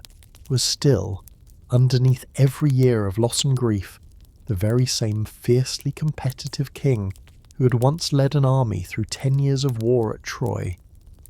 It is worth naming too the 3 separate songs the blind court poet Demodocus sang across Odysseus' own stay in that hall, because the old poem takes real and deliberate care to tell us what each one was actually about. A quarrel between Odysseus and Achilles that had once divided the whole Greek camp at Troy, the love affair between Ares and Aphrodite that left both gods humiliated before the assembled court of Olympus, and finally, at Odysseus' own specific request, the story of the wooden horse itself and the sack of Troy. And it is worth pausing on that final request, because it means Odysseus, still unrecognised, deliberately asked a stranger to sing him the story of his own greatest triumph, and then wept through the whole of it so completely and so openly that King Alcinous alone among the whole hall noticed. And it was that same grief, more than anything else Odysseus had said or done across his entire stay, that finally convinced the Phaeacian king to ask him plainly at last exactly who he actually was. It is worth pausing too on what actually became of Nausicaa herself once Odysseus' own ship finally sailed away from her island for good, because this whole tradition, so careful to tell us exactly how nearly every other figure in tonight's story eventually ended up, simply lets her fade from the record the moment her own part in this particular story is finished, offering only a single wistful line, spoken by Nausicaa herself before Odysseus ever leaves her father's hall, asking him to remember her sometimes, since she was the one who saved his life, a request this whole tradition never actually shows us him answering. Some later sources, writing centuries after Homer's own version had already become the standard telling, imagined a kinder ending for her regardless, marrying her in their own retelling to Telemachus himself once the dust of the suitors' slaughter had finally settled. A son who had crossed the sea in search of his own father marrying the very princess who had once shown that same father the first real kindness of his final journey home, though it is worth naming honestly that no source close to Homer's own lifetime confirms any such ending, leaving Nausicaa, in the end, exactly where this whole tradition leaves so many of its own women, remembered vividly for the one shining moment she mattered to somebody else's story, and then simply, quietly let go. It's worth naming, too, that the Phaeacians themselves, whose own single ship Poseidon had already turned to stone in punishment for helping Odysseus home, lived afterward under a further threat this same god had spoken aloud even before that punishment was carried out, an old prophecy recalled by their own king Alcinous at the very feast honouring Odysseus, warning that Poseidon might one day wall their own harbour shut with an enormous mountain, cutting their entire seafaring people off from the very ocean that had always been the whole source of their own prosperity and their own fame as sailors. It is worth sitting with that threat for a moment, because the old poem never actually tells us whether it was ever carried out,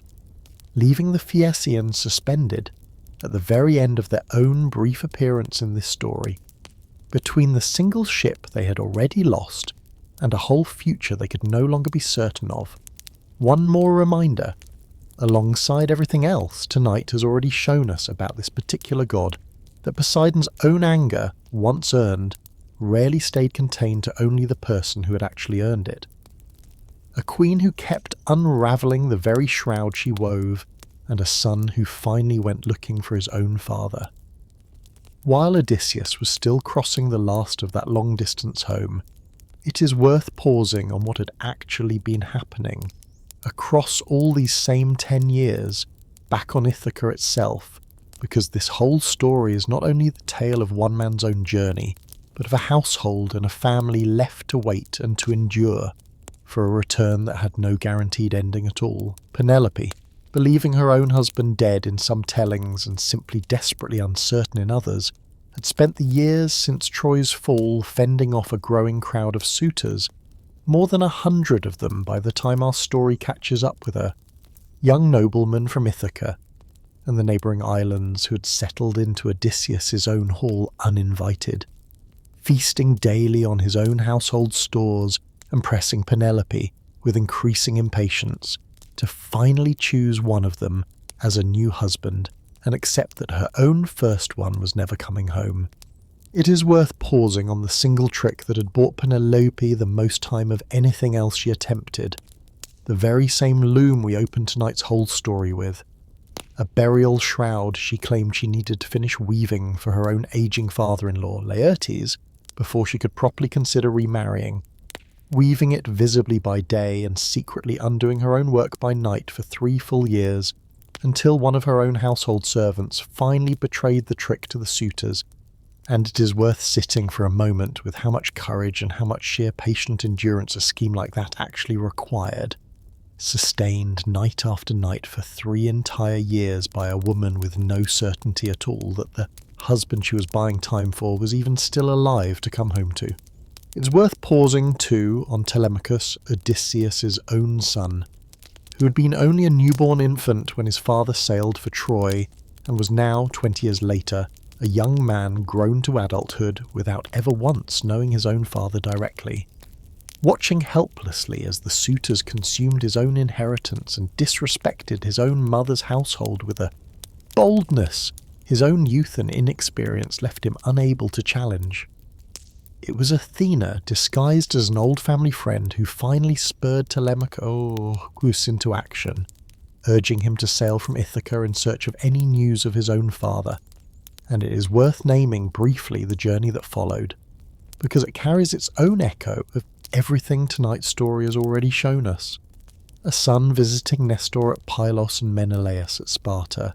hearing from each of them in turn fragments of his own father's story and of the very different fates that had met the other kings who sailed home from Troy, before finally learning from Menelaus himself that Odysseus was indeed still alive, though held at that time on Calypso's own island, a piece of news that sent Telemachus hurrying back toward Ithaca, just as his own father, unknown to him, was finally making his own way home as well. It is worth pausing too on what both Nestor and Menelaus each told Telemachus during that same journey, beyond simply confirming his own father was still alive, because both old kings, meeting this quiet, uncertain young man for the very first time, remarked immediately on how completely he resembled Odysseus, not merely in his own face but in his own bearing and his own careful, measured way of speaking. And it is worth sitting with what that recognition must have meant to a young man who had grown up entirely without his own father's presence to measure himself against, hearing from men who had actually fought beside Odysseus at Troy, that whatever he had become on his own, without any father there to shape him directly, had somehow turned out to look and sound exactly like the man he'd spent his whole life only imagining. It is worth pausing too on the very first public act Telemachus ever attempted as a man rather than as a sheltered boy, because before he ever sailed anywhere at all,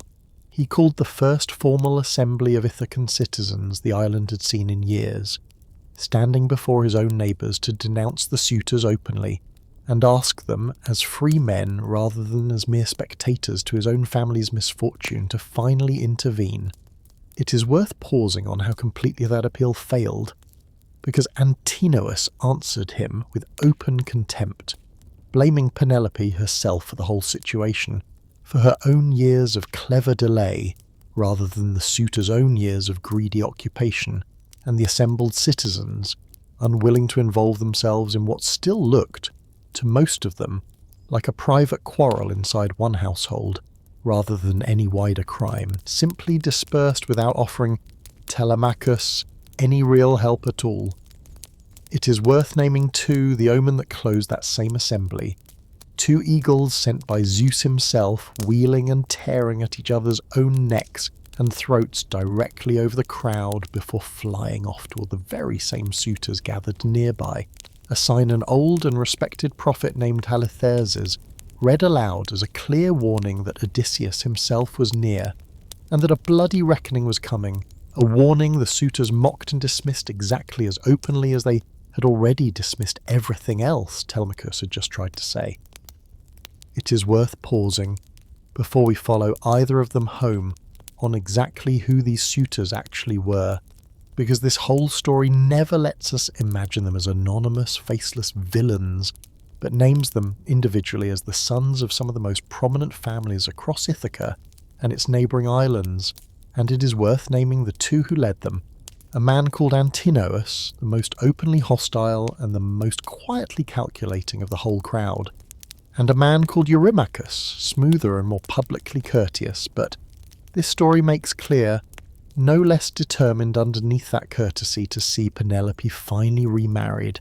and Odysseus' own household wealth finally divided among them. It is worth pausing too on what these same young men actually stood to gain by waiting,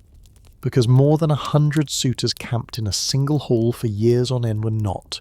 This tradition wants us to understand, driven only by desire for Penelope herself, but by the plain practical calculation that whichever one of them she finally chose would also inherit Odysseus' own throne, his own considerable wealth,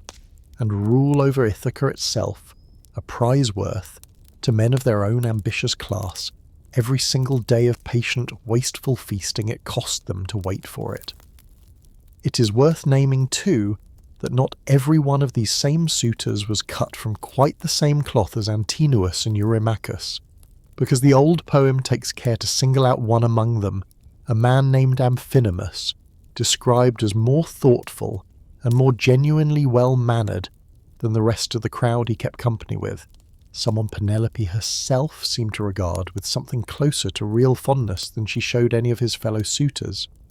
Odysseus, still disguised as a beggar, and moved by whatever decency he still recognised in the man,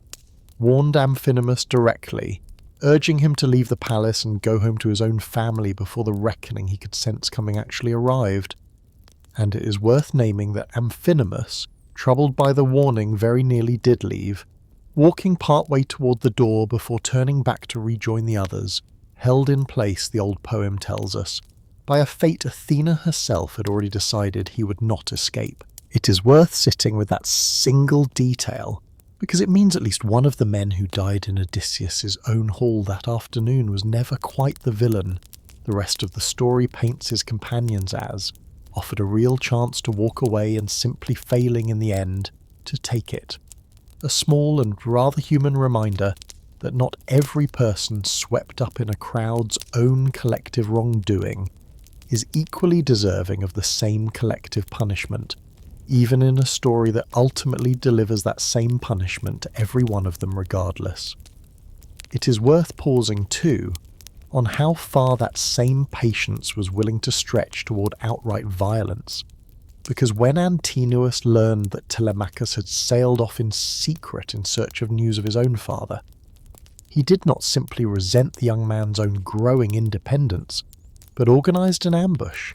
positioning a ship in the strait between Ithaca and a neighbouring island with the explicit intention of killing Telemachus outright on his own way home before he could return with any news or any allies capable of threatening the suitor's own comfortable arrangement.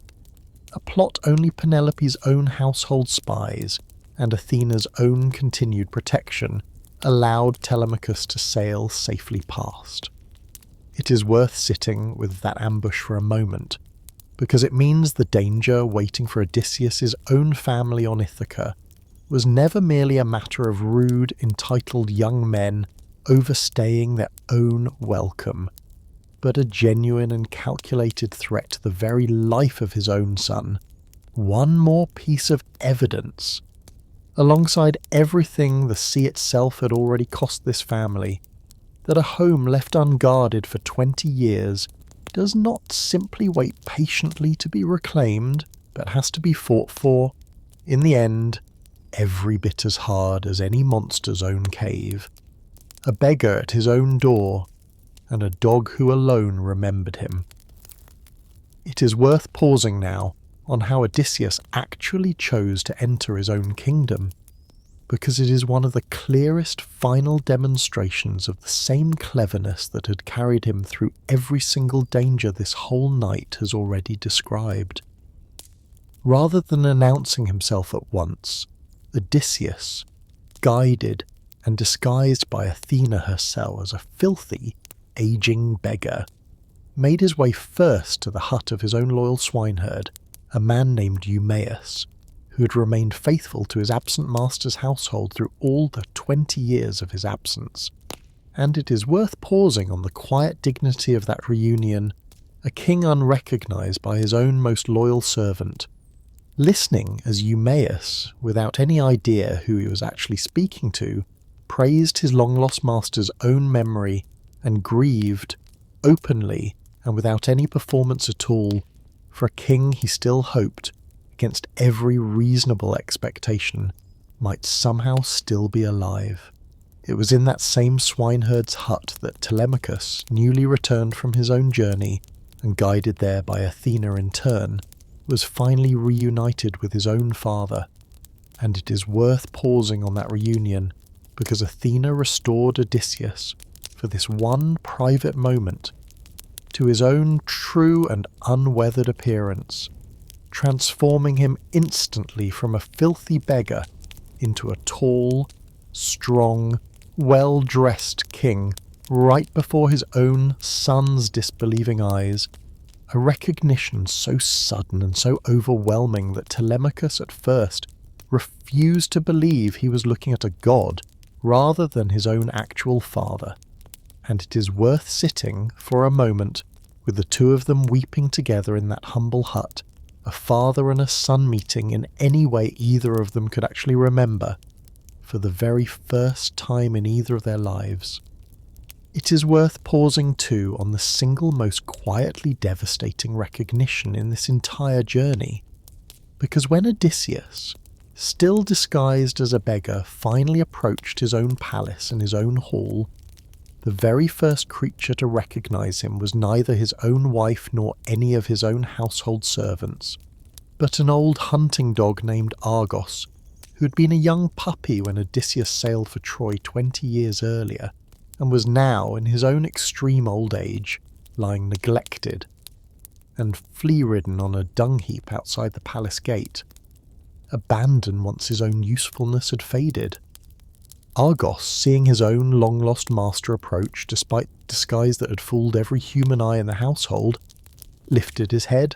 wagged his tail, and laid his own ears back in unmistakable recognition, and then, having finally seen the one thing he had apparently been waiting 20 entire years to see, simply died, right there on the dung heap. And it is worth sitting with that single small death for a long moment, because it is, in its own quiet and unglamorous way, one of the most purely devastating images in the whole of this ancient tradition. A devotion patient enough to outlast an entire war and an entire decade of wandering, rewarded only with a single instant of recognition before it was finally allowed to let go. It's worth pausing too on Eumaeus' own history, because this whole story does not let him remain simply a loyal servant without any story of his own, telling us, in his own words, that he was born a prince in his own right, son of a king on a small island far from Ithaca,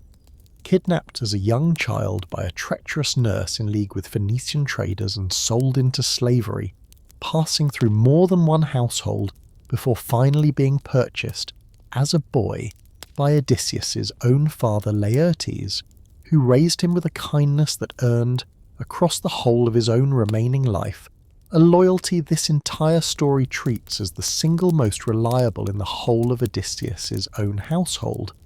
It is worth sitting with that backstory for a moment, because it means the man who fed and sheltered Odysseus without recognizing him, and who wept more openly for his own lost master than nearly anyone else in this entire tale, had himself already survived his own version of exactly the kind of sudden, violent uprooting from home that Odysseus's own war and journey had inflicted on an entire generation of Greek families. A shared grief neither man ever puts into so many words, but that this whole story clearly wants its listeners to notice sitting quietly between them. It is worth naming too Euryclea's own history, because she too entered this household not by birth, but by purchase, bought as a young woman by Laertes himself for the price. The old poem tells us with a specificity this tradition rarely bothers with elsewhere. Of 20 oxen, a considerable sum in a world where wealth was still commonly measured in cattle. And it is worth naming too that Laertes, despite paying that same price, never once forced himself upon her, honouring, this story tells us, his own wife's feelings enough to keep the relationship entirely one of trusted service, rather than of the far more common and far more exploitative arrangement such a purchase might otherwise have implied in a household of this period. And it was Euryclea who went on to nurse both Odysseus and, 20 years later, Telemachus as infants, the single household member whose own service to this family stretched back the very farthest of anyone still alive to greet Odysseus on his own return. It is worth pausing too on a considerably smaller and considerably more comic episode from these same final days, because this whole story, even at its own tensest and most dangerous stretch, still finds room for a moment of real, earthy humour.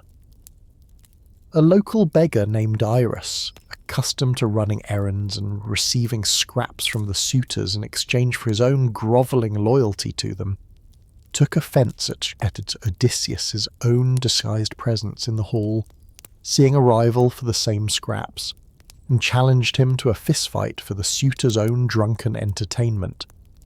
And it is worth pausing on what happened when Odysseus, still wearing the frail and unremarkable body Athena had disguised him in, finally stripped down to fight,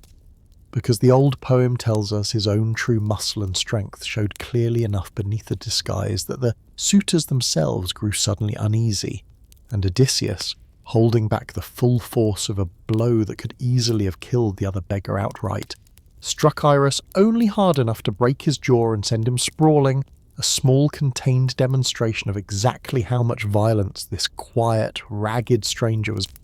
actually capable of, offered up almost as a private joke only he himself could fully appreciate.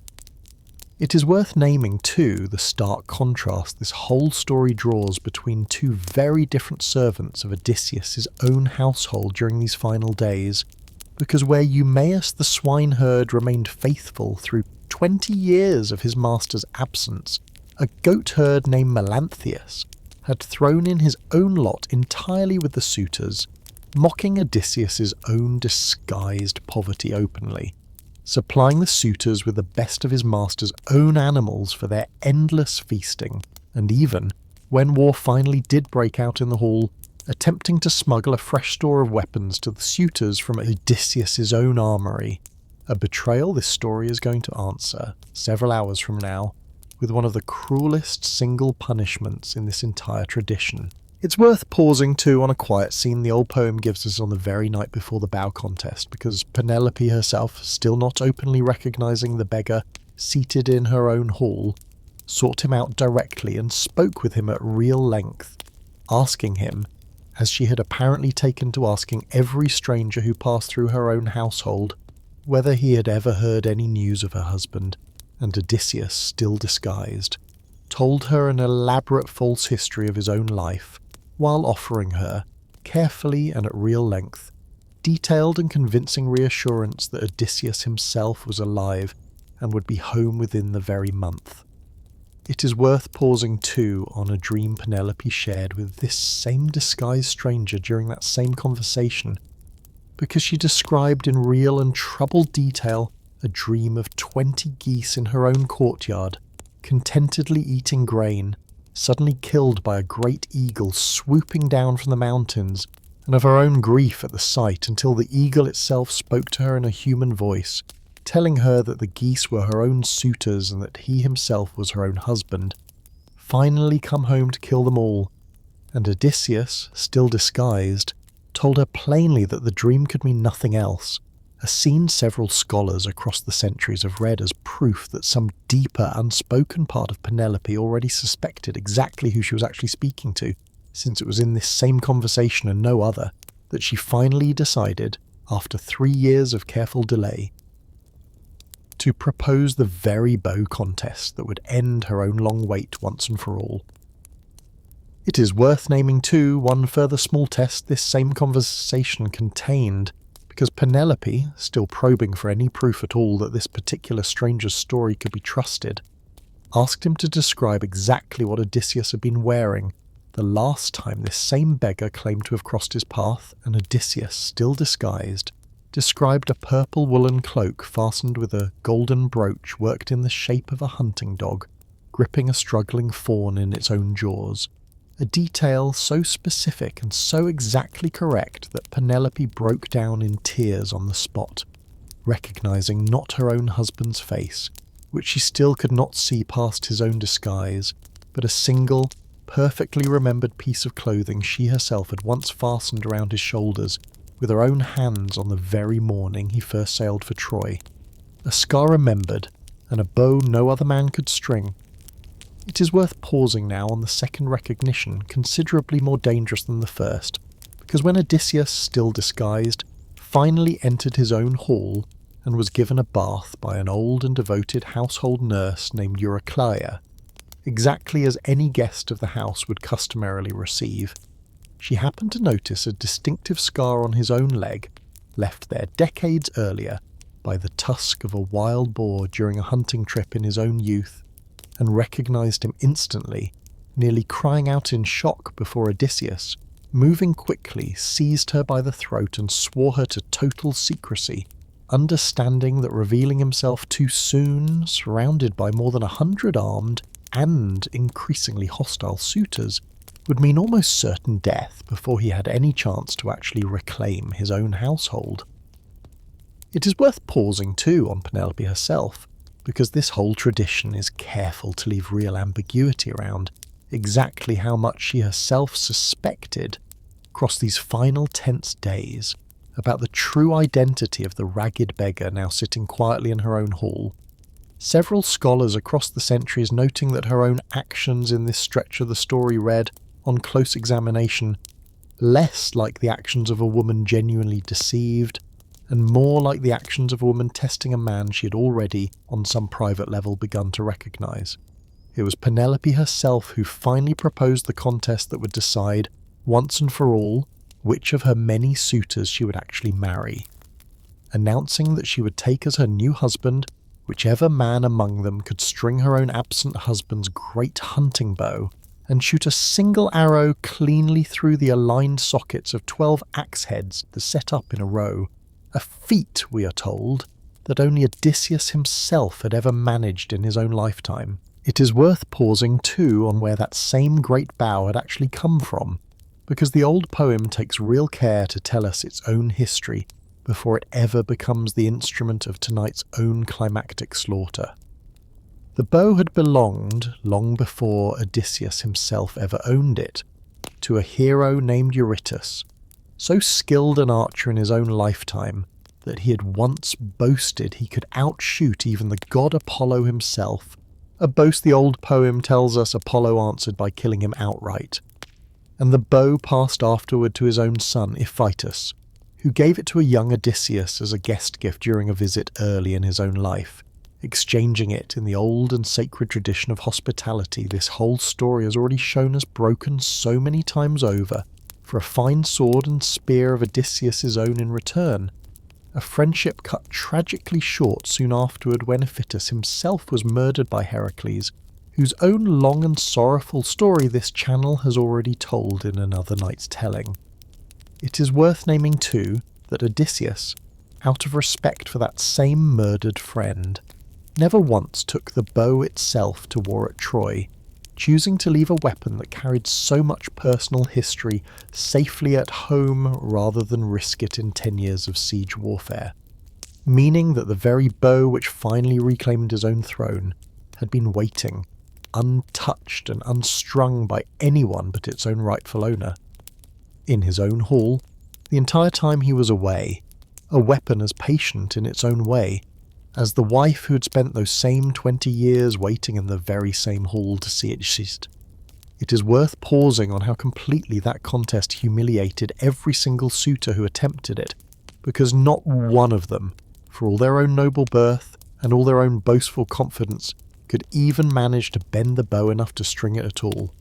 And it is worth pausing too on the moment Odysseus himself, still disguised as the same ragged beggar, asked to be allowed to try,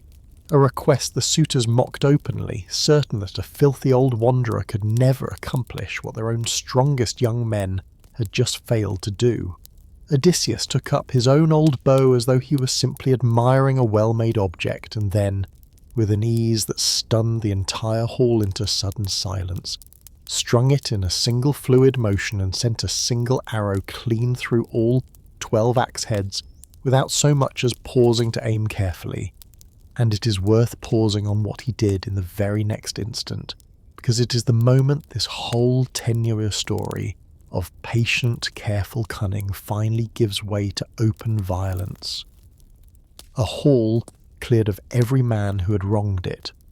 turning that same bow on the suitors themselves, with Telemachus and 2 loyal servants standing beside him now fully armed as well. Odysseus revealed his true identity at last, and began methodically and without mercy to kill every single suitor still trapped inside that same hall, more than 100 men in total cut down over the course of a single long and bloody afternoon, while the doors, sealed in advance by Odysseus's own careful planning, gave none of them any way to escape. It is worth naming the very first man to fall, because Odysseus chose him deliberately, sending his first arrow directly through Antinous' own throat, just as the suitor was lifting a golden cup to drink, killing the single most arrogant and most dangerous of his own rivals before any of the others in the hall had even understood that the contest had quietly become a massacre. Eurymachus, watching Antinous fall and understanding at once exactly what was happening, tried to talk his own way out of the slaughter, offering on behalf of every suitor still standing to repay Odysseus many times over for everything they had eaten and wasted across the years of his absence, if only he would spare their lives. An offer Odysseus refused outright, telling them plainly that no repayment could now buy back what their own years of disrespect had already cost his household. And it is worth pausing on that refusal, because it means this was never, in Odysseus's own eyes, a matter that money could still settle, but one that demanded,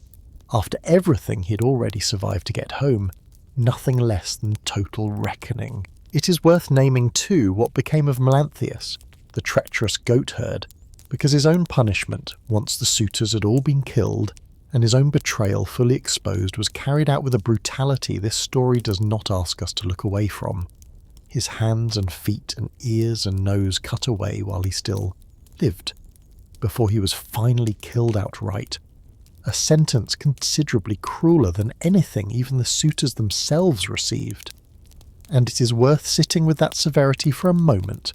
because it suggests this whole tradition reserved its own harshest judgment, not for the suitor's own greed and entitlement, serious as that crime plainly was, but for a servant's own specific betrayal of a household that had once trusted him. It is worth pausing too on how genuinely precarious that whole battle actually was for the 4 men fighting it, because Odysseus, Telemachus, and 2 loyal herdsmen, Eumaeus and a cowherd named Philoetios, who had remained faithful through the same 20 years Eumaeus had, stood against more than 100 armed opponents with nothing but a single sealed hall and a supply of arrows that could not, by any realistic accounting, last through the whole of the fighting still ahead of them. It is worth naming that the fight very nearly turned against them at exactly the moment Odysseus's own arrows finally ran out,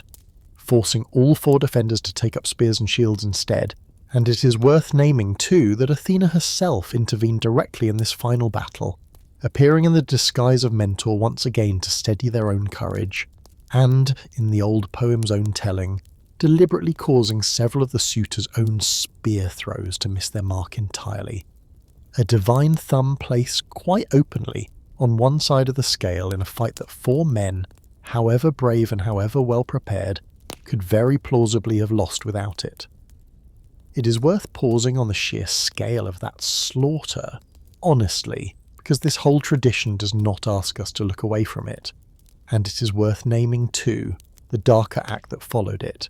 the hanging of a dozen of Penelope's own household maidservants who had, over the years of the suitors' occupation, taken those same suitors as their own lovers, a punishment this story treats, within its own moral universe, as a justified cleansing of the household, but that a modern listener, weighing it honestly against everything else this whole tradition has shown us about power, and about who actually pays the price for other people's choices, may well find considerably harder to simply accept without question. It is worth pausing, finally,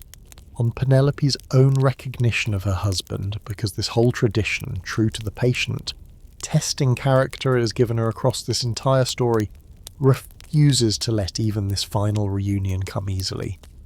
Even after the suitors lay dead and Odysseus stood before her, bathed and restored to his own true appearance by Athena, Penelope did not embrace him at once, remaining cautious and reserved in a way that frustrated even her own son, until she finally devised one last test, ordering her own household servant to move the great marriage bed she and Odysseus had shared 20 years earlier out of their own bedroom entirely, a request that made Odysseus react, for the first and only time in this entire journey, with genuine, unguarded alarm, protesting that the bed could not possibly be moved since he himself had built it decades earlier around the living trunk of an olive tree still rooted in the ground.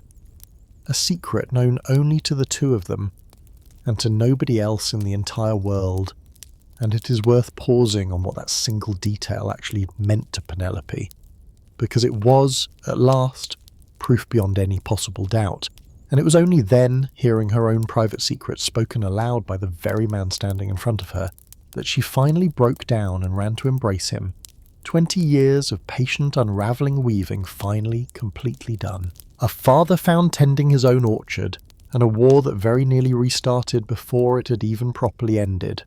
It is worth pausing before we let ourselves settle into tonight's own closing reflections on what actually happened in the days immediately following that long-delayed reunion. Because this whole story does not simply end the moment Penelope and Odysseus finally embrace, and the trouble still waiting outside that same bedroom door is worth naming honestly. Odysseus travelled the next morning to the countryside to find his own father, Laertes, an old man who had withdrawn from his own household entirely during the years of the suitors' occupation, living alone and in genuine poverty, tending his own small orchard with his own hands rather than remain in a palace he could no longer bear to watch being consumed by strangers. And it is worth pausing on that reunion too, a son testing his own father exactly as he had tested Penelope, with a false story before finally revealing himself, and Laertes, once he finally understood who was actually standing in front of him, asking for proof the same way Penelope had, and receiving it in the shape of a specific private detail from Odysseus's own childhood, the exact row of fruit trees his father had once given him to plant and name as his own. A small and considerably gentler echo of the olive tree bed that had already convinced Penelope only hours earlier. But it is worth naming too that this same reunion nearly did not get the chance to last, because news of the suitors' deaths had already spread across Ithaca, and the grieving families of the dead,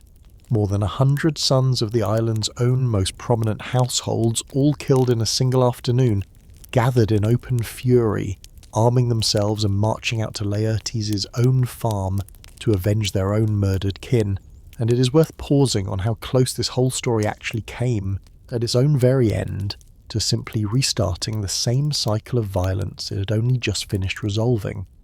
A father's death followed by a son's revenge followed, in turn by that son's own inevitable reckoning with the fathers and brothers he had left behind.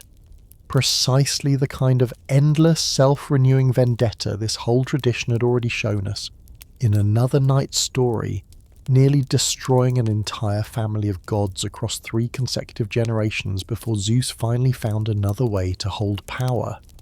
It is worth pausing, finally, on how this particular cycle was actually stopped, because it was neither Odysseus' own strength, nor any clever trick at all that ended it, but the direct intervention of Athena herself, who had guided and protected him across nearly the whole of this 10-year journey, appearing now in the disguise of an old family friend named Mentor, exactly as she so often had before. And when the fighting finally began in earnest, with Laertes himself restored briefly to a strength his own old age should never have allowed him, killing one of the suitors' own fathers with a single spear throw, Athena's own voice rang out over the whole battlefield, commanding both sides to lay down their weapons at once, and Zeus himself, confirming her authority, sent a single thunderbolt down between the 2 armies, a warning this story wants us to understand no mortal on either side could safely ignore. It is worth pausing on the peace that followed, brokered not through any negotiation between the 2 grieving sides at all, but through direct, unambiguous divine command. Because it means the whole long cycle of blood answered with more blood, the very same pattern this channel has already traced across 3 entire generations of gods in another night's story, was finally broken on Ithaca, not by any mortal's own wisdom, but by a goddess who had decided, on Odysseus' own behalf, that this particular story had already cost enough, and it is worth naming too that this same goddess's own borrowed name, Mentor, has since settled into the modern language as the ordinary word for any trusted guide or wise advisor. Most speakers using it today with no memory at all of the goddess of war and wisdom who once wore that name to end a war before it could properly begin a second time. A cunning mind and the many hands that carried it home. It is worth pausing before we let ourselves settle into tonight's own final reflections on a pattern this whole journey has been quietly building the entire time, because it is a pattern this same channel has already named once before, in another night's story, describing exactly how Zeus himself once managed to hold a throne his own father and grandfather had each, in their own turn, lost. Odysseus is remembered, above every other quality this whole tradition gives him, for his own cunning, and it would be easy, hearing only that reputation, to imagine his own survival as a matter of one man's own clever mind working entirely alone against an indifferent universe. But tonight's whole story does not actually support that reading, because at nearly every single turn where Odysseus' own survival genuinely hung in the balance, it was not his own cleverness alone that carried him through, but his own cleverness combined with help that arrived again and again from outside himself, Hermes handing him the herb that saved him from Circe's own magic, Athena appearing at his own lowest and most desperate moments across nearly the whole of this journey, a sea goddess named Ino offering him her own magic veil in the middle of the very storm that nearly drowned him, only hours before he finally reached the Phaeacian shore,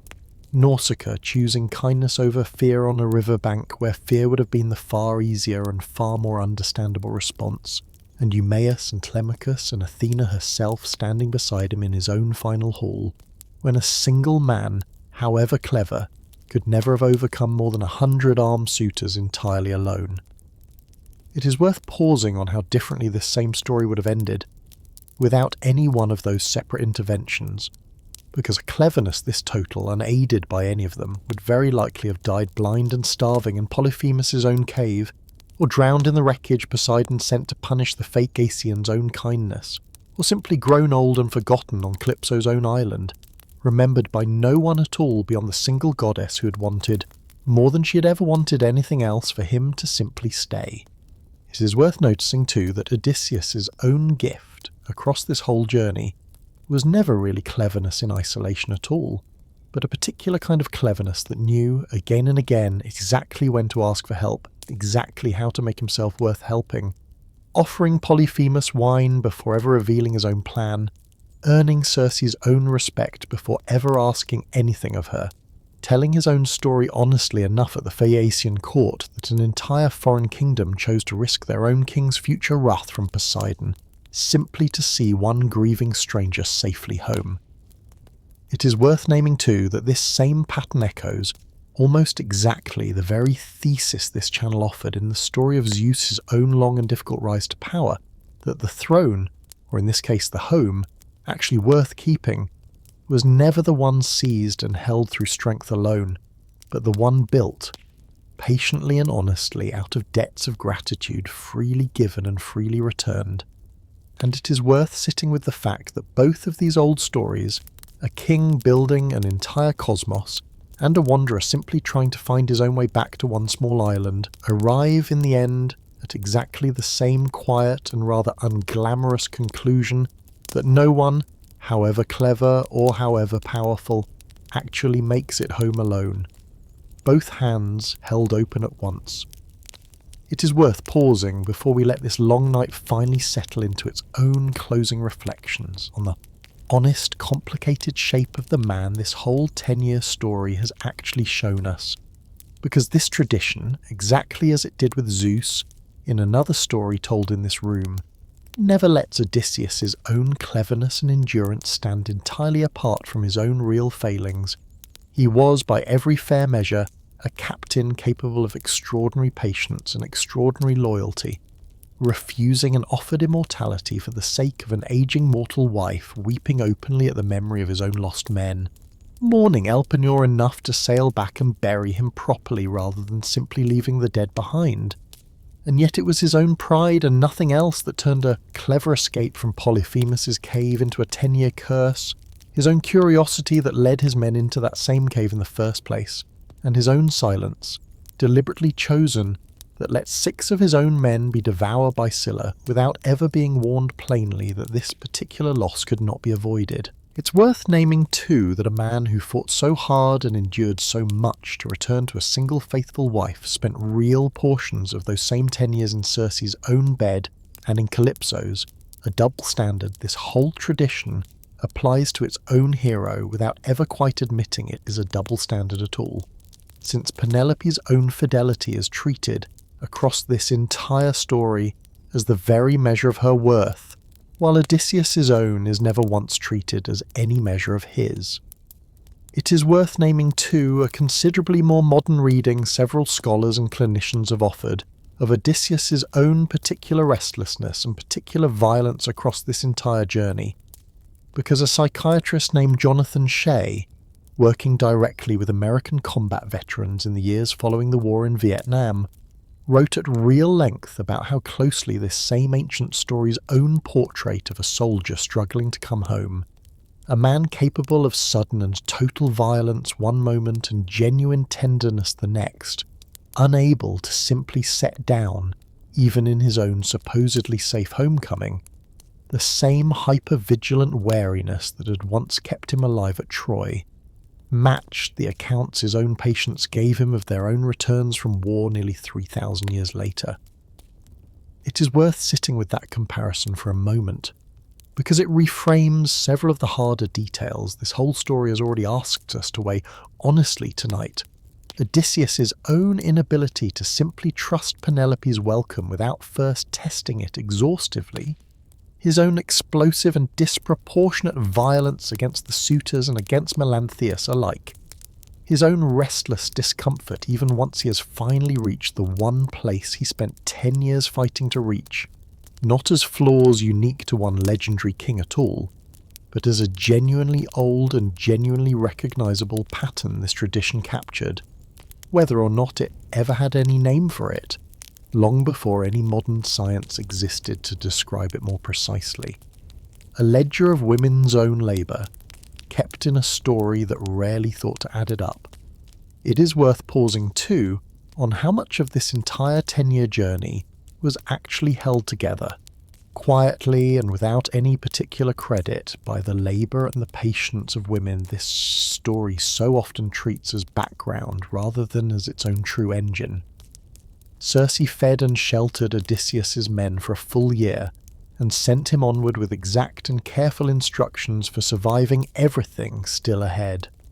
Calypso nursed him back from the edge of death, loved him honestly for 7 years,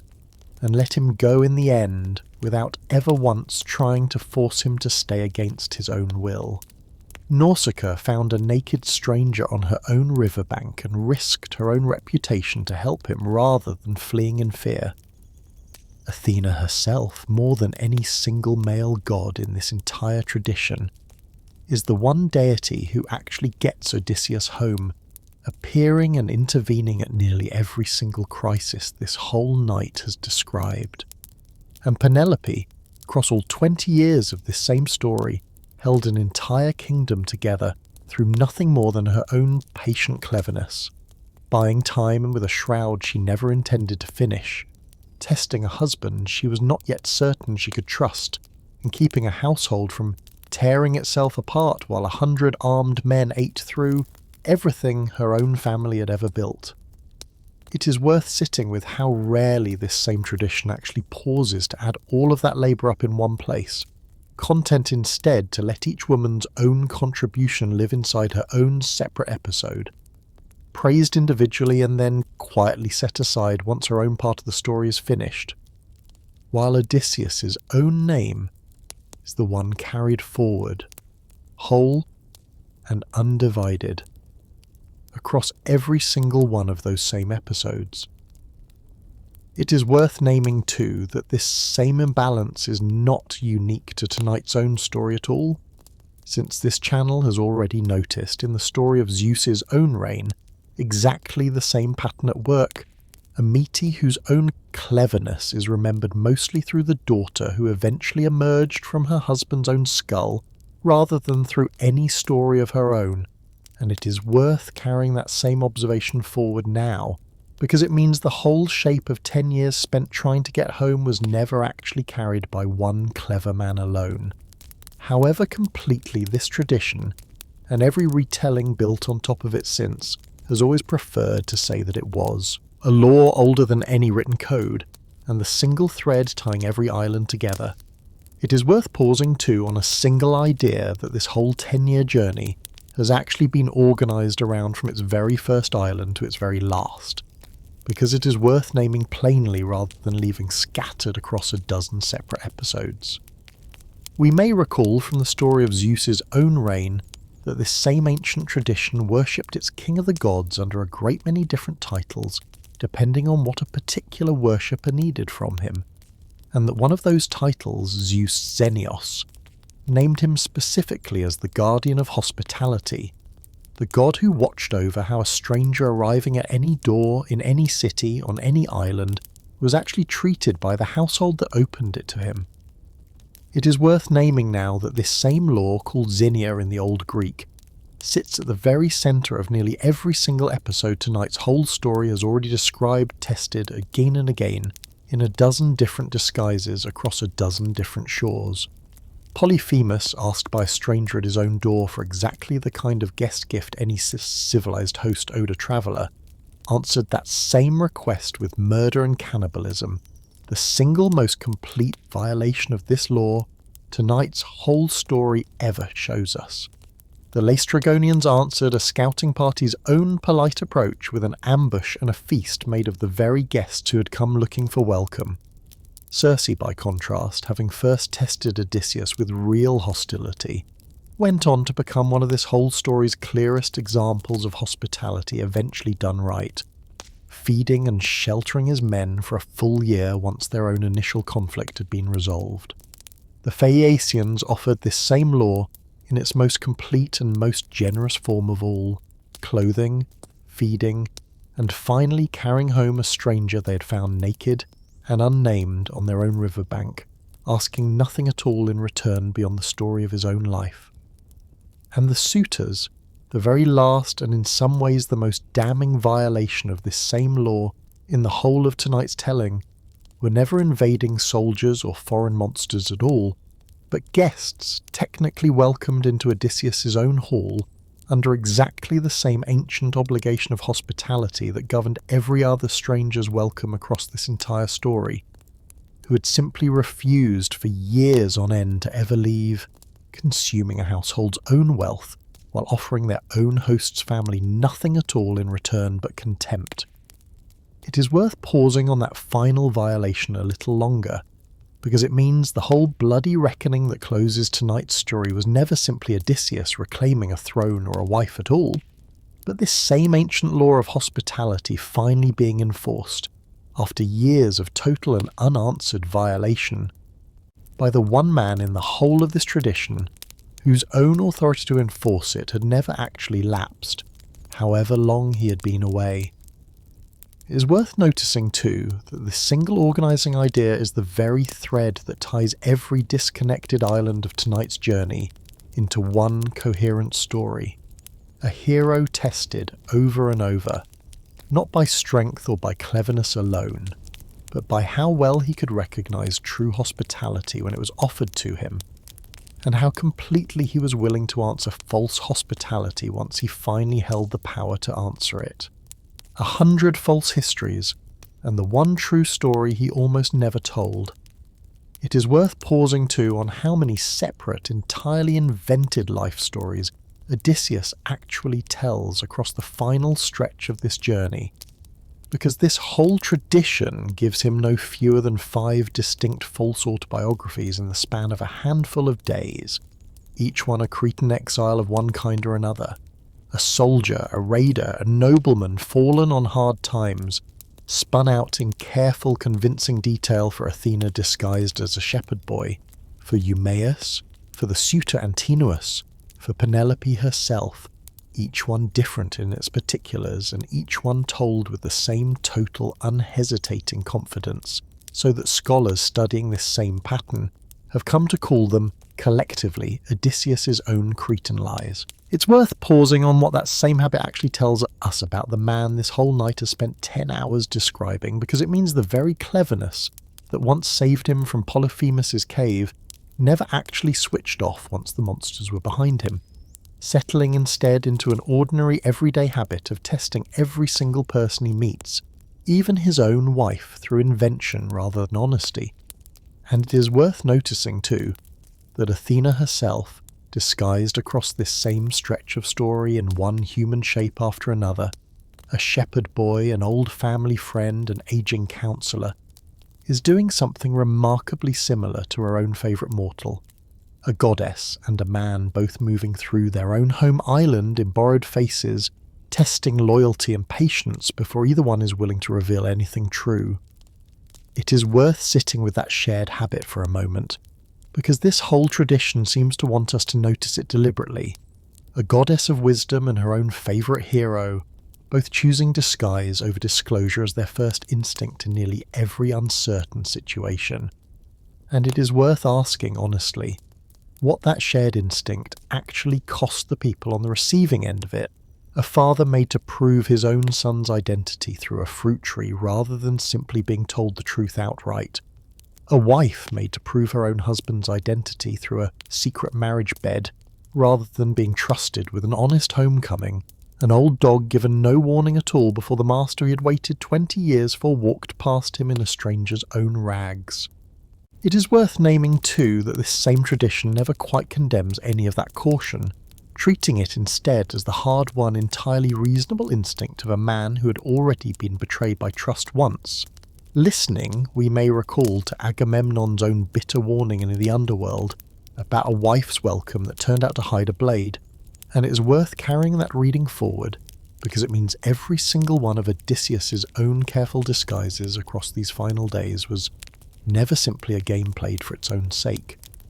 but the last and most stubborn surviving piece of armour a man who had survived 10 years of genuine danger simply could not yet bring himself to finally take off. It is worth naming, too, the men who paid the actual price for their captain's own mistakes. 70 men lost at the Cicones for lingering too long over an easy victory. Dozens more claimed by the lotus flower's own gentle forgetting. 2 devoured in Polyphemus' own cave before Odysseus' cleverness finally saved the rest. An entire fleet of 11 ships destroyed in a single afternoon at the Laestrygonians' own harbour. 6 torn screaming from the deck at Scylla's own 6 mouths, and every single remaining man finally drowned by Zeus's own thunderbolt for a hunger none of them could any longer control, so that of the several hundred men who sailed with Odysseus from Troy, exactly one, their own captain, ever actually saw his own home again, and it is worth sitting with that ratio honestly, because it means the story we have just spent this whole night calling Odysseus' own homecoming was, for nearly everyone else who set out on that same journey beside him, no homecoming at all. It is worth naming too the 12 household maidservants hanged in the aftermath of the slaughter, because this whole story treats their own deaths with considerably less weight than it gives to Melanthius' own punishment or to any single suitors, naming only one of them individually, a woman called Melantho who had grown especially cruel toward the disguised Odysseus in his final days as a beggar in his own hall, and letting the other 11 pass entirely without name or individual mention at all. It is worth sitting with that imbalance honestly, because these were women with no real power of their own in a household occupied for years by more than 100 armed and titled young men, and it is worth asking honestly exactly how much choice any of them actually had in whatever relationships this story now condemns them for. A question this old tradition never pauses to ask on their own behalf, content, in the end, to let Telemachus carry out their execution as a matter of restored household order, rather than as a question of individual guilt or innocence, worth weighing case by case. A single afternoon's pride and every disaster that grew from it. It is worth pausing before we move any further into tonight's own closing reflections on how consistently this whole 10-year story has actually assembled its own catastrophes, because it is worth naming a pattern honestly rather than letting it pass unnoticed. Almost none of the disasters tonight's telling has described were the result of any single villain choosing cruelty for its own sake, or any single accident no one could have possibly foreseen. The men at the Cicones' own shore died because a warning was ignored in favour of one more comfortable hour of feasting. The bag of winds was opened not out of malice, but out of a perfectly understandable, perfectly human suspicion that a captain was hoarding some private treasure from his own crew. The cattle of the sun god were slaughtered not out of any real defiance of the gods at all, but out of a hunger that a full month of enforced waiting had made almost impossible to keep resisting. Even Odysseus' own worst mistake, taunting Polyphemus from the safety of his own retreating ship, was never calculated risk at all, but the same very human, very understandable need to be recognised and remembered that drives most of us, at one time or another, to say one word too many after we have already won. It is worth naming too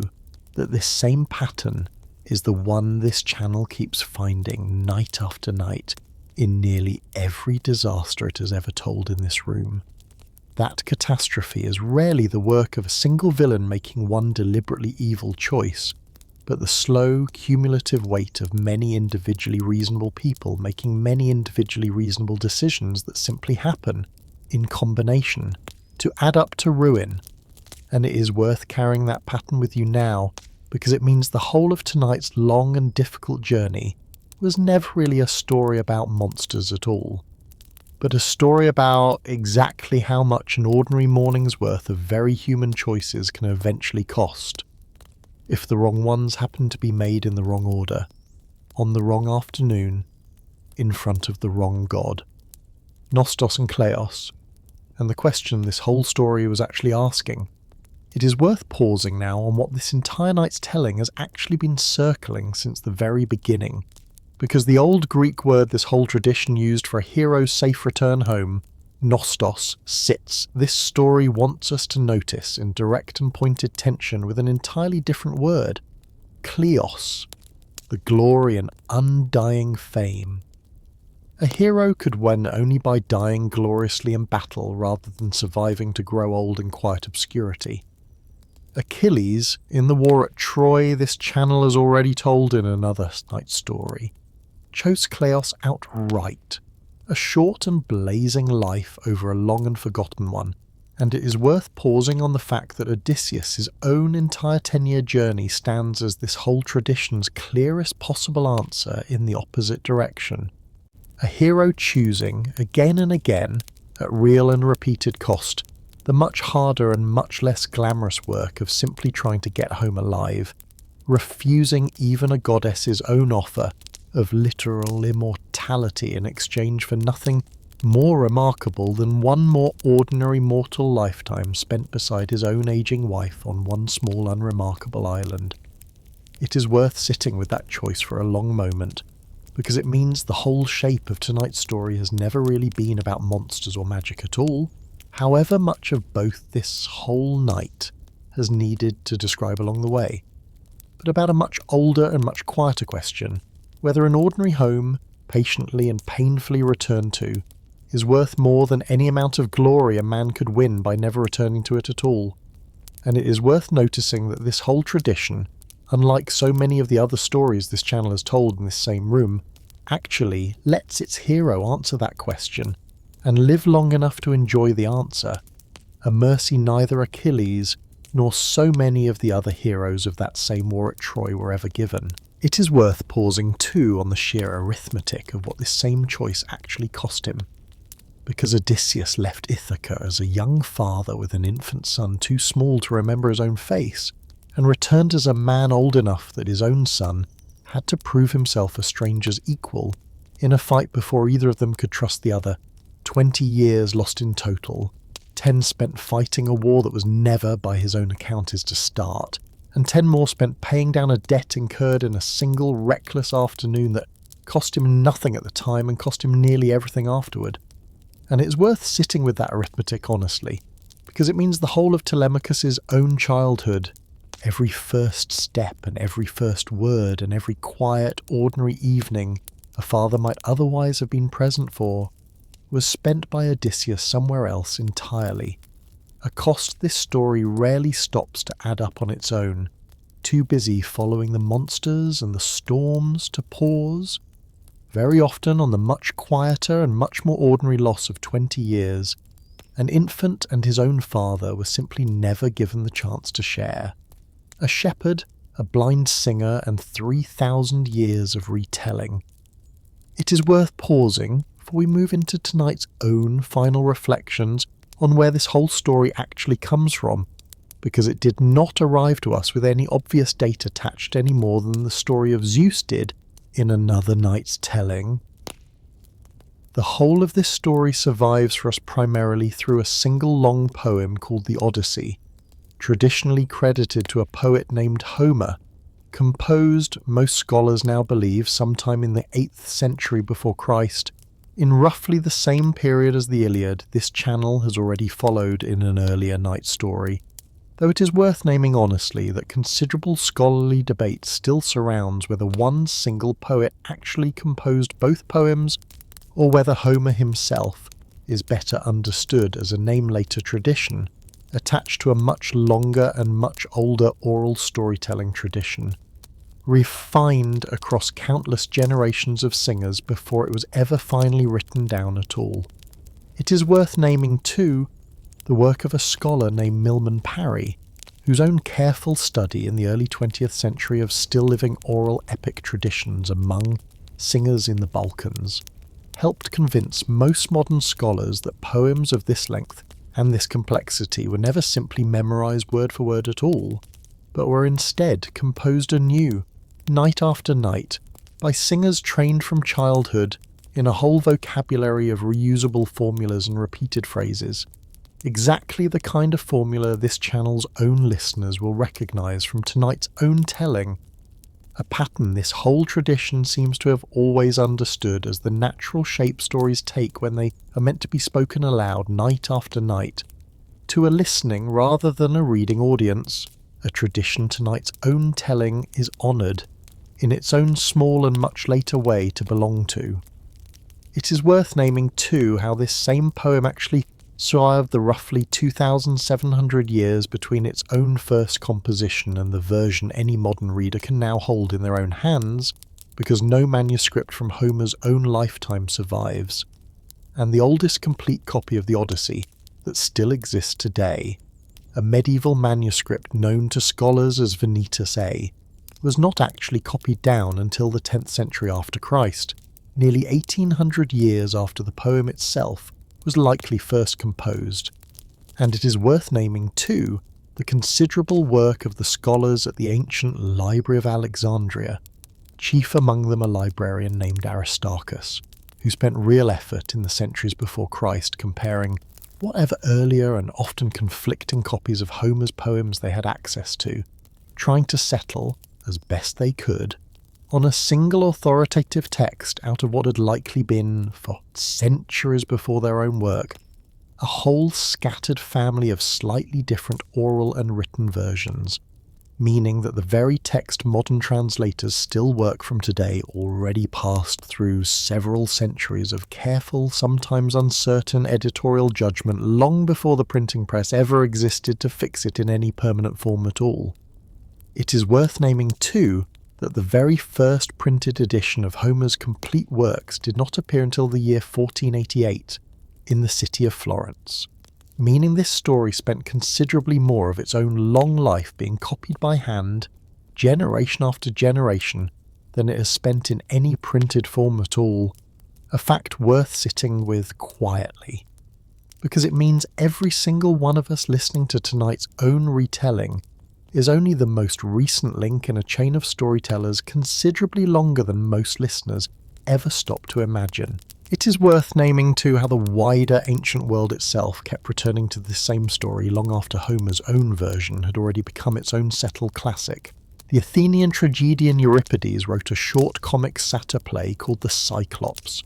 retelling Polyphemus's own blinding as broad and knockabout comedy performed alongside far more serious tragedies at Athens' own religious festivals, and it survives today as the only complete example of this particular kind of ancient Greek comic drama that has come down to us in full,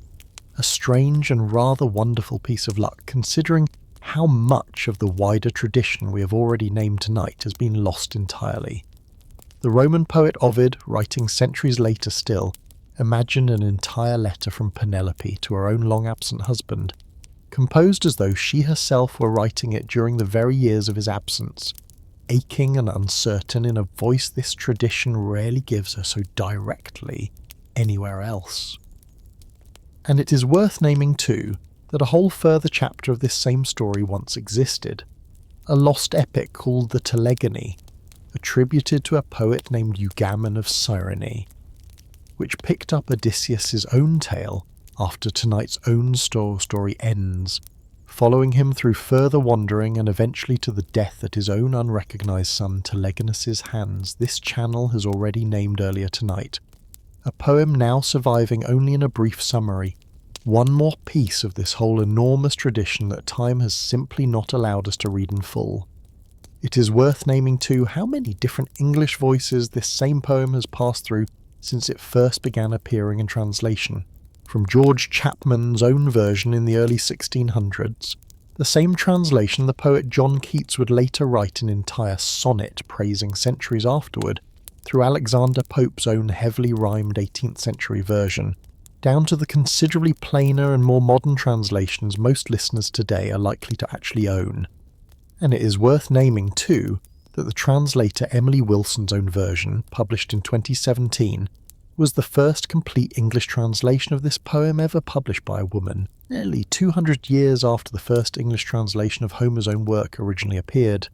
A gap worth sitting with quietly given everything tonight's own telling has already said about whose labour this whole tradition remembers and whose it tends to let quietly pass by. It is worth naming too that the oral formulaic technique this channel has already described tonight gave the old poem several fixed, repeated phrases that have survived translation after translation with real consistency. A sea described again and again as wine dark, a dawn described again and again as rosy-fingered, small, reusable building blocks a singer could reach for automatically in the middle of composing an entire poem aloud, and it is worth naming that these same two phrases alone have gone on to become some of the most widely recognised fragments of the whole of ancient literature, quoted by people who have never read another single line of the poem they actually come from. A comparison across three very different seas. It is worth pausing too on how this same story of a long, delayed, monster-filled journey home compares with other traditions this channel has already touched on in other nights' tellings, because the comparison sharpens exactly what makes Odysseus' own particular version of this story so distinctive. The Babylonian hero Gilgamesh, in an epic considerably older than Homer's own poem, undertakes his own long and dangerous journey not to return home at all, but to search unsuccessfully for an immortality he ultimately fails to find, returning at last not with eternal life but only with a hard-won acceptance of his own mortal limits. It is worth naming too one further detail of Gilgamesh's own story worth holding beside Odysseus's, because that older Mesopotamian hero, after failing to win immortality outright, is given one final consolation prize, a plant growing at the bottom of the sea capable of restoring youth to whoever eats it, only to have a serpent steal it from him during a single unguarded moment of rest on his own way home,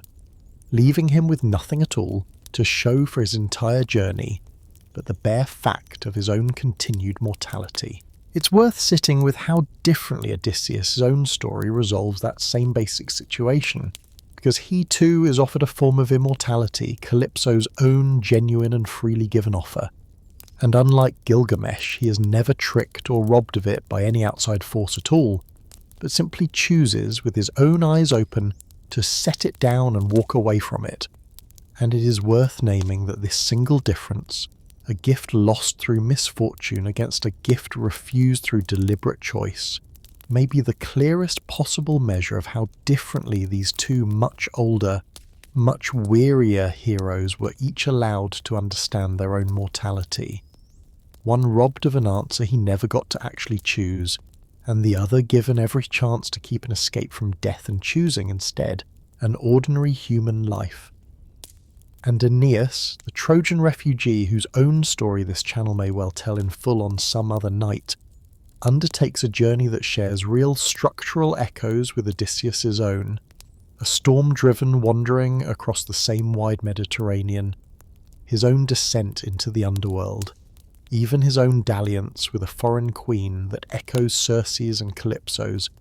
but Aeneas sails not toward a home already waiting for him, the way Odysseus does, but toward an entirely new home he has not yet found and must, in the end, build almost entirely from nothing.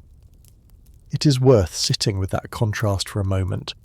because it means Odysseus' own journey occupies a genuinely unique position among all these older and later stories of long and difficult travel. Neither a search for something never yet possessed, the way Gilgamesh's is, nor a search for something not yet built, the way Aeneas's is, but a search purely and simply to return to something that was always, unmistakably already his own. A wife, a son, a father, a household, a throne, each one waiting patiently or impatiently for a return that never once stopped being possible, even across 10 entire years of delay. It is worth naming too how differently later ages chose to imagine what happened to Odysseus once this same story's own ending had already been told, because the medieval Italian poet Dante, writing many centuries after Homer's own lifetime and working from Latin sources rather than the original Greek, imagined an entirely different and considerably darker final chapter, placing Odysseus not in any quiet retirement on Ithaca at all, but in the depths of his own imagined hell, condemned there for one final restless voyage undertaken after his own homecoming, sailing his own men past the known edge of the world itself, out of nothing more than an unwillingness to ever stop seeking a version of this same hero. This channel has already in its own way. Tonight's suggested was never entirely present in Homer's own telling, since Homer's own Odysseus chooses home specifically over any further searching, but one that later centuries clearly found nearly as compelling, a restless, unsatisfied wanderer who could not, even after everything he'd already survived, ever quite bring himself to stay still. The English poet Alfred, Lord Tennyson writing many centuries later still, took up this same restless, later Odysseus directly, imagining him growing old and quietly unsatisfied on his own throne, hungry for one final voyage even in his own extreme old age. And it is worth naming that poem's own closing sentiment, without quoting its own famous closing line directly, because it captures something this whole channel has already noticed about Odysseus' own character across the whole of tonight's telling. A man for whom the act of seeking, once learned deeply enough across 10 hard years, may never have fully left him, even once he had finally gotten everything he'd spent that whole decade fighting to reach. A one-eyed giant carved from marble, and a vase that still shows a captain bound to his own mast. It is worth pausing too on how directly this same story has been carved and painted across nearly the whole span of Western art history by artists working many centuries and even many civilizations apart from the one that first told it. An ancient Athenian vase painter, working in the 5th century before Christ on a wine-mixing vessel now kept in the British Museum, and known today simply as the Siren vase, painted Odysseus bound tightly to his own ship's mast with the very sirens this channel has already described tonight perched on the rocks around him, one of the oldest surviving visual depictions of any single scene from this entire journey. And it is worth naming that a visitor to that same museum today can still stand in front of that same vase and see, painted by a hand more than 2,400 years dead, the exact moment this whole night's telling has already asked you to imagine for yourself. It's worth naming too a considerably later and considerably more monumental piece of evidence for how seriously this same story was taken by later audiences. Because in the early 20th century, archaeologists excavating a seaside grotto at Spelonga, south of Rome, once used by the Roman Emperor Tiberius as a private dining grotto, uncovered the shattered remains of an enormous marble sculpture group, later painstakingly reassembled, depicting the blinding of Polyphemus in dramatic, larger-than-life detail, Odysseus and his men straining together against the massive stake, even as the giant himself writhes beneath them,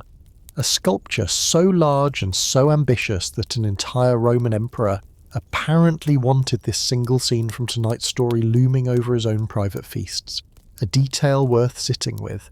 because it means the story of a blinded shepherd on a mountainside was still vivid and still worth commissioning in marble more than 1,000 years after Homer himself had first sung it. And it is worth naming, finally, that the Vatican museums today still display a series of ancient Roman wall paintings known as the Odyssey landscapes, discovered in the 19th century along Rome's own Esquiline Hill, depicting Odysseus' own journey past the Laestrygonians and into the Underworld across a continuous painted frieze, one of the very few surviving examples of ancient landscape painting on this scale, meaning that a Roman household nearly 2,000 years ago once chose to decorate its own private rooms with exactly the same story this channel has spent tonight, retelling in an entirely different medium, for an entirely different and considerably more sleepless audience. A word that outlived its own storm-tossed sea. It is worth pausing too on how thoroughly this single story has worked its way into the ordinary vocabulary of languages that would not exist for thousands of years after the last altar to any of these gods had gone quiet. The word Odyssey itself describing any long, eventful and difficult journey, whether across an ocean or simply across a difficult stretch of one's own life, descends directly from this same hero's own name, used today by people who have often never read a single line of the actual poem it comes from. The word siren, describing both the mythological temptress and, eventually, the wailing alarm mounted on emergency vehicles across the modern world, descends from the very sisters whose song Odysseus alone survived by binding himself to his own mast. The word Cyclopean, used by architects and archaeologists to describe stonework built from massive, roughly fitted boulders too large for any ordinary human hand to have plausibly lifted, descends directly from the very Cyclopes whose cave nearly ended this whole journey in its very first weeks. And the phrase between Scylla and Charybdis, still used today by anyone describing a choice between two equally bad outcomes, preserves in 6 ordinary words the exact shape of the very strait that once cost Odysseus 6 of his own men in a single terrible afternoon. It is worth naming too that Penelope's own name has settled into the modern language as a byword for a very specific and very patient kind of fidelity,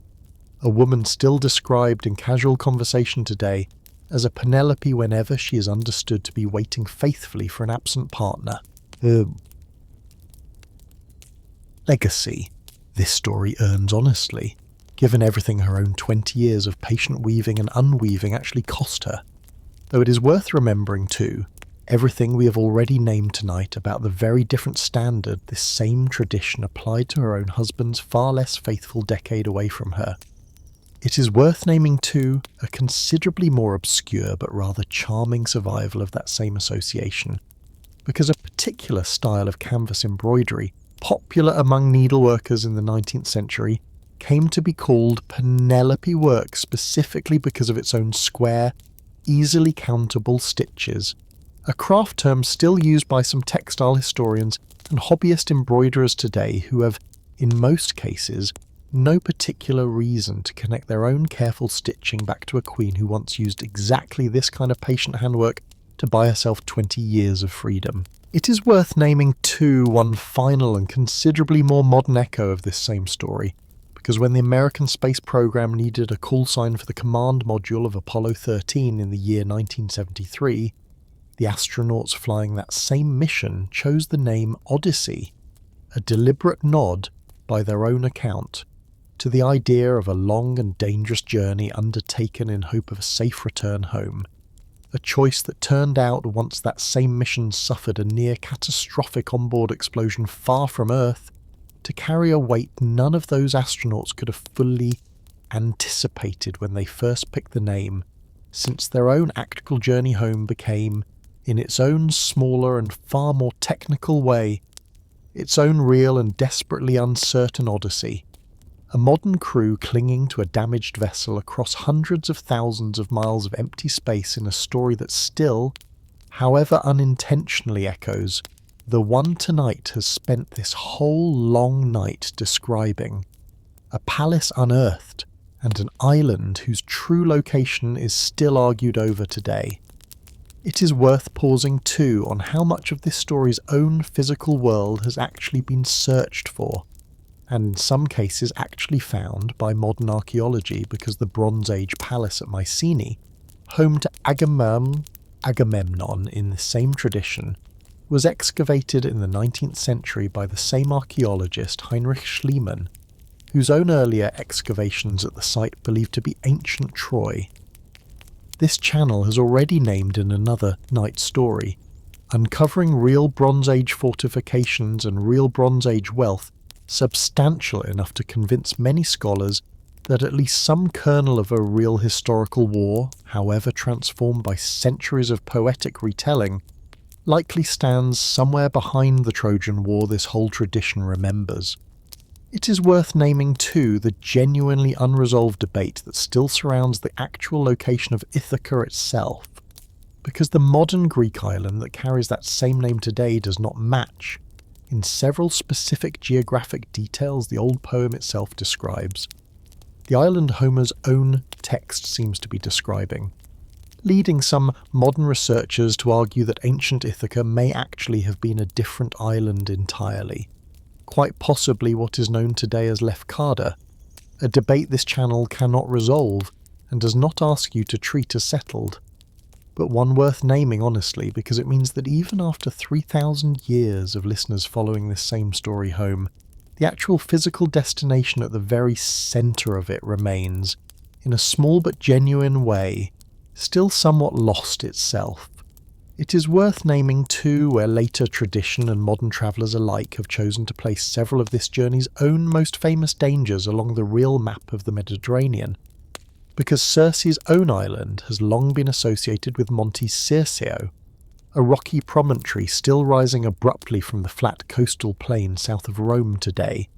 its own isolated shape giving it even now something of the enchanted, cut-off quality the old poem describes.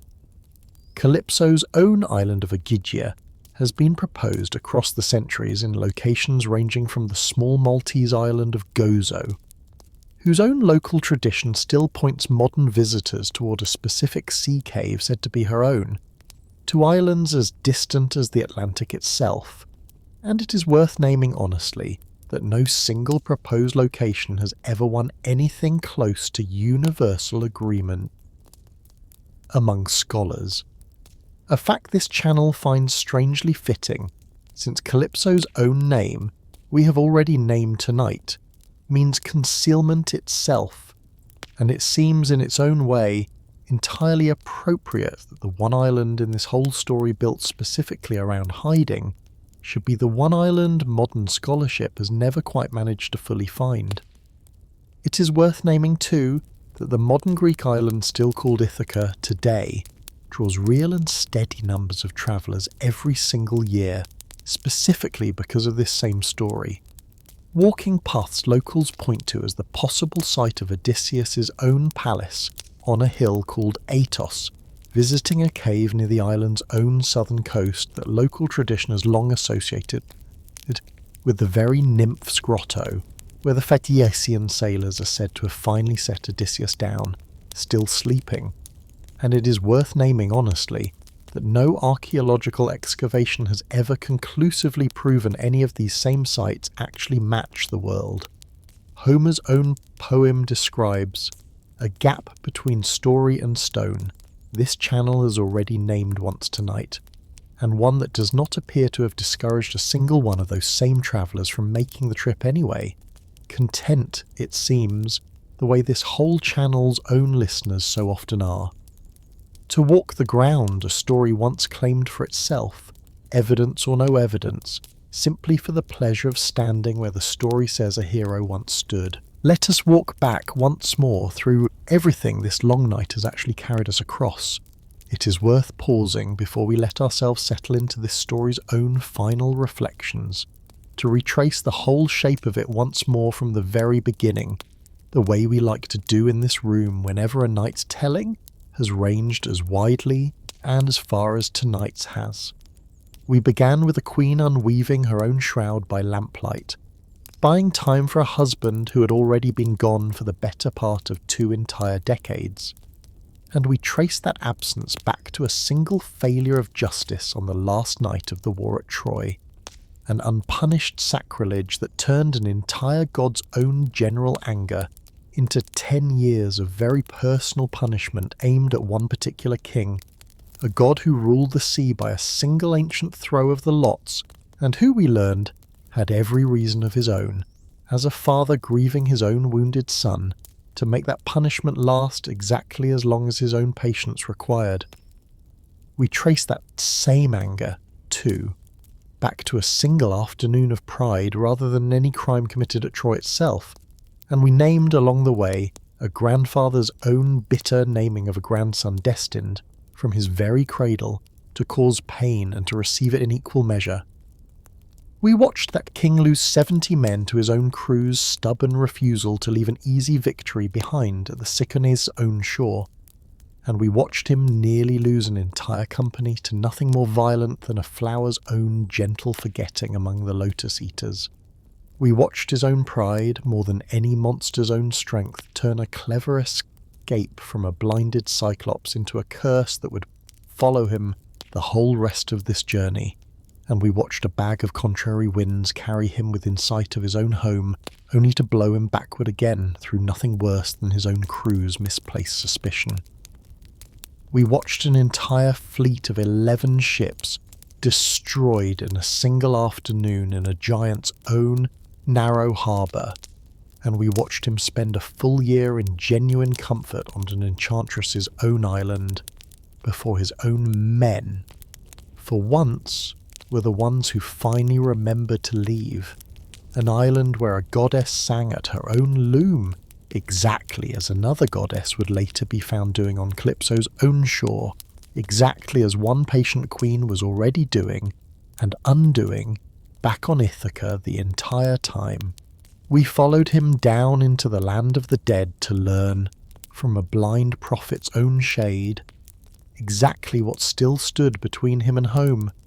and we watched him become the only man who ever heard the Sirens' own song and lived to describe it, bound to his own mast while his crew rode on death to a temptation built specifically for him alone.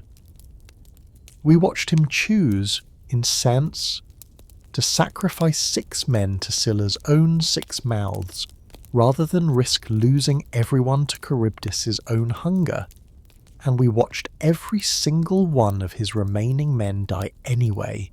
struck down by Zeus's own thunderbolt for a hunger they could no longer control on the sun god's own sacred island. We watched him spend 7 long years on Calypso's own island, offered an actual immortality he chose, in the end, to refuse for the sake of one more ordinary mortal lifetime beside an aging wife he had not seen in nearly 20 years, and we watched a Phaeacian princess find him washed up naked on her own riverbank and welcome him, with real and unguarded kindness, into a hall built specifically to demonstrate everything a stranger actually deserved from a proper host. We watched, too, everything unfolding back on Ithaca across those same 10 years, a son growing from an uncertain boy into a young man brave enough to call an assembly and sail in search of news. His own island's grown men were too cautious to seek for him, a swineherd who had survived his own childhood, kidnapping only to spend 20 years guarding a household that was not his own, out of nothing more than loyalty freely given, and more than 100 armed suitors settling into a stolen comfort they mistook, across all those years, for a victory already won. It's worth pausing, too, on how completely this whole night's story is actually 2 homecomings folded into one, because Telemachus' own journey, from a silent, overlooked boy too uncertain to challenge a single suitor in his own mother's hall to a young man standing shoulder to shoulder with his own father in that same hall's final bloody reckoning, is its own complete story of growing up, achieved without a single monster or a single storm, built instead out of nothing more dramatic than a difficult sea voyage, a handful of older men's own hard-won advice and the simple, repeated practice of finally speaking up in rooms where he had once stayed quiet. It is worth naming that this same channel has already told in other night stories more than one tale of a father's fear of his own son eventually growing strong enough to replace him, and it is worth noticing gladly that tonight's own story offers something genuinely different from all of those. A father who has spent this whole journey trying to survive specifically in order to meet the son. That same fear would have kept some other father from ever wanting to see grow up at all. And we watched him come home at last, disguised as a beggar in his own hall, recognised first by an old dog who died the instant his own long wait was finally over, then by an old nurse who nearly gave away his secret with a single touch of a scar on his own leg, and finally, after a bow no other man could string, and a sorter that filled his own hall with the bodies of every man who had wronged his household, by a wife who tested him one final time with a secret only the 2 of them had ever shared, a bed built around a living tree, before she finally, completely, let 20 years of patient waiting come to their own quiet end. We watched, too, a war that very nearly restarted the instant the first one seemed finally finished. A hall full of grieving fathers marching out to avenge their own murdered sons, and we watch that second war end not with any further slaughter at all, but with a single goddess's own voice and a single thunderbolt laid down between two armies who might otherwise have spent another whole generation trading grief for grief, exactly as Odysseus' own family had once nearly done. 3 generations of gods before him, in a story this same channel has already told in full in this very room. What 10 years actually cost, and what it finally bought. It is worth pausing one last time on the question this whole night began with, because it deserves a plain and honest answer before we let this story finally close. Odysseus took 10 years to come home, not because the gods conspired against him from the very beginning, and not because the sea itself was simply too vast or too dangerous for any ordinary sailor to cross more quickly, but because of one single afternoon of pride on one single unfamiliar island, a moment when a genuinely brilliant escape curdled, through nothing more than the need to be recognized and remembered, into a debt that a patient and powerful god was in absolutely no hurry to consider paid. Everything that followed, every storm and every monster and every year of enchanted delay, was the slow, unhurried collection of that same single debt, and it is worth sitting with how much that debt actually cost. Not Odysseus alone, who survived it, but every single man who had ever trusted him enough to sail at his side, because in the end, the only member of that entire proud fleet who ever saw his own home again was the one man whose own single moment of pride had started the whole 10-year reckoning in the first place. And yet it is worth naming honestly that this same story never lets us conclude Odysseus simply failed his men, or that his own journey was, in the end, only a story of loss. He refused and offered eternity for the sake of one more mortal lifetime beside a woman who had spent that same span of years unweaving her own patient lie by lamplight rather than ever quite giving up on him. And it is worth carrying that choice with you tonight, whatever long and difficult road you yourself happen to be somewhere in the middle of, because this whole ancient story, underneath its monsters and its storms, was never really asking whether a hard journey could be avoided at all. It was asking only whether the home waiting at the far end of it was ever actually worth 10 years or 20 or however long it finally took to reach. And this particular story, unlike so many others this channel has told in the same room, actually lets us watch its own hero decide again and again that it was. It is worth pausing too on how strangely familiar this same shape of waiting still feels to anyone who has ever actually lived through a long, uncertain absence of their own. Because grief counsellors and psychologists who study what is sometimes called ambiguous loss, the particular unresolved grief of loving someone whose own fate remains genuinely uncertain, rather than settled one way or the other, describe a strain remarkably close to what this whole story has spent tonight asking us to imagine Penelope enduring. A mind forced to hold 2 entirely incompatible possibilities at once. He is dead and I should grieve. He's alive and I should wait, for years on end, with no way to simply choose one and set the other down. It is worth noticing that this same modern research keeps landing on nearly the same conclusion this ancient story reached 3,000 years before any of it was ever written down, that the people who endure this particular kind of waiting best are rarely the ones who simply suppress their own uncertainty, but the ones who find some small, structured, repeatable task to hold on to across the whole of it, a loom to weave and unweave, a shroud that is never quite finished. Something the hands can keep doing even when the heart has no way of knowing, on any given morning, which of its 2 impossible beliefs is actually true that day. It is worth naming too that this whole ancient story never actually tells us how many of those same 10 years Penelope herself spent genuinely believing her husband was dead rather than simply delayed, an uncertainty this tradition preserves rather than resolves, because it is, in the end, the truest thing it could have preserved, since no letter ever reached her, no reliable witness ever returned from Troy to tell her plainly one way or the other,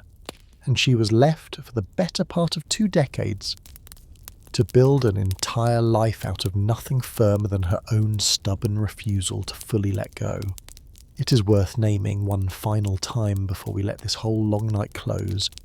Everyone who actually carried this story home, alongside the one name it is always remembered by. There was Penelope, who wove and unwove the very same cloth for 3 entire years, rather than ever quite giving up her own quiet resistance. There was Telemachus, who sailed out as an uncertain boy in search of any word of his own father, and came home, in the space of a single journey, something much closer to a man. There was Eumaeus, who kept faith with an absent master for 20 years with nothing at all to show for it but his own stubborn loyalty. There was Argos, who waited on a dung heap for 20 years for one single moment of recognition and asked for nothing else once he finally got it. There was Eurycleia, who knew a scar when she felt one and kept her own silence exactly as long as she was asked to. There was Circe, who fought a stranger, lost and chose in the end real generosity over any lingering resentment. There was Nausicaa, who found a naked, broken stranger on her own riverbank and chose kindness before she ever asked him a single question. There was Laertes, who traded a palace for a quiet orchard rather than watch strangers consume what his own son had left behind, and who found, at the very end of his own long grief, strength enough to fight one final time beside a son and a grandson he had never expected to stand alongside again. There was Tiresias, blind even in death, who told a living man exactly what still stood between him and his own home and asked for nothing at all in return. And there were the several hundred men who never made it home at all, lost to giants and whirlpools and their own captain's silence and their own hunger's failure, whose own names this tradition mostly never bothered to give us, but whose own long, difficult and ultimately unfinished journey deserves to be remembered tonight every bit as honestly as the one man who actually completed it. A story that insists on proof, over and over, before it will ever let anyone simply believe. It is worth pausing too, one final time, on how many separate tests of identity this whole night's story has actually asked its own characters to pass, because it is a pattern worth naming all in one place before we let ourselves settle into tonight's very last reflections. A scar above the knee proved Odysseus to Eurycleia. A bow only his own hands could string proved him to an entire hall full of suitors who had spent years assuming he would never return at all. A secret only 2 people alive had ever shared. A bed built around a living olive tree proved him at last to Penelope. A single row of fruit trees planted and named in his own childhood proved him to his own father. It's worth noticing that this whole story could easily have let any one of these reunions happen. Through simple declaration, a man announcing his own name and being believed, but chose instead, again and again, to make identity something that had to be earned back through specific, private, unfakeable knowledge. And it is worth sitting with what that choice actually suggests about the whole world this story imagines. A world where 20 years is long enough that a face alone could no longer be trusted. Where impostors and lies, Odysseus's own Cretan tales chief among them,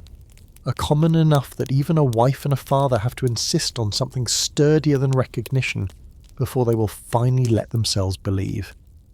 It is worth naming, too, that this same pattern is the clearest possible answer this whole story ever gives to the question of what an absence this long actually does to the people left behind by it,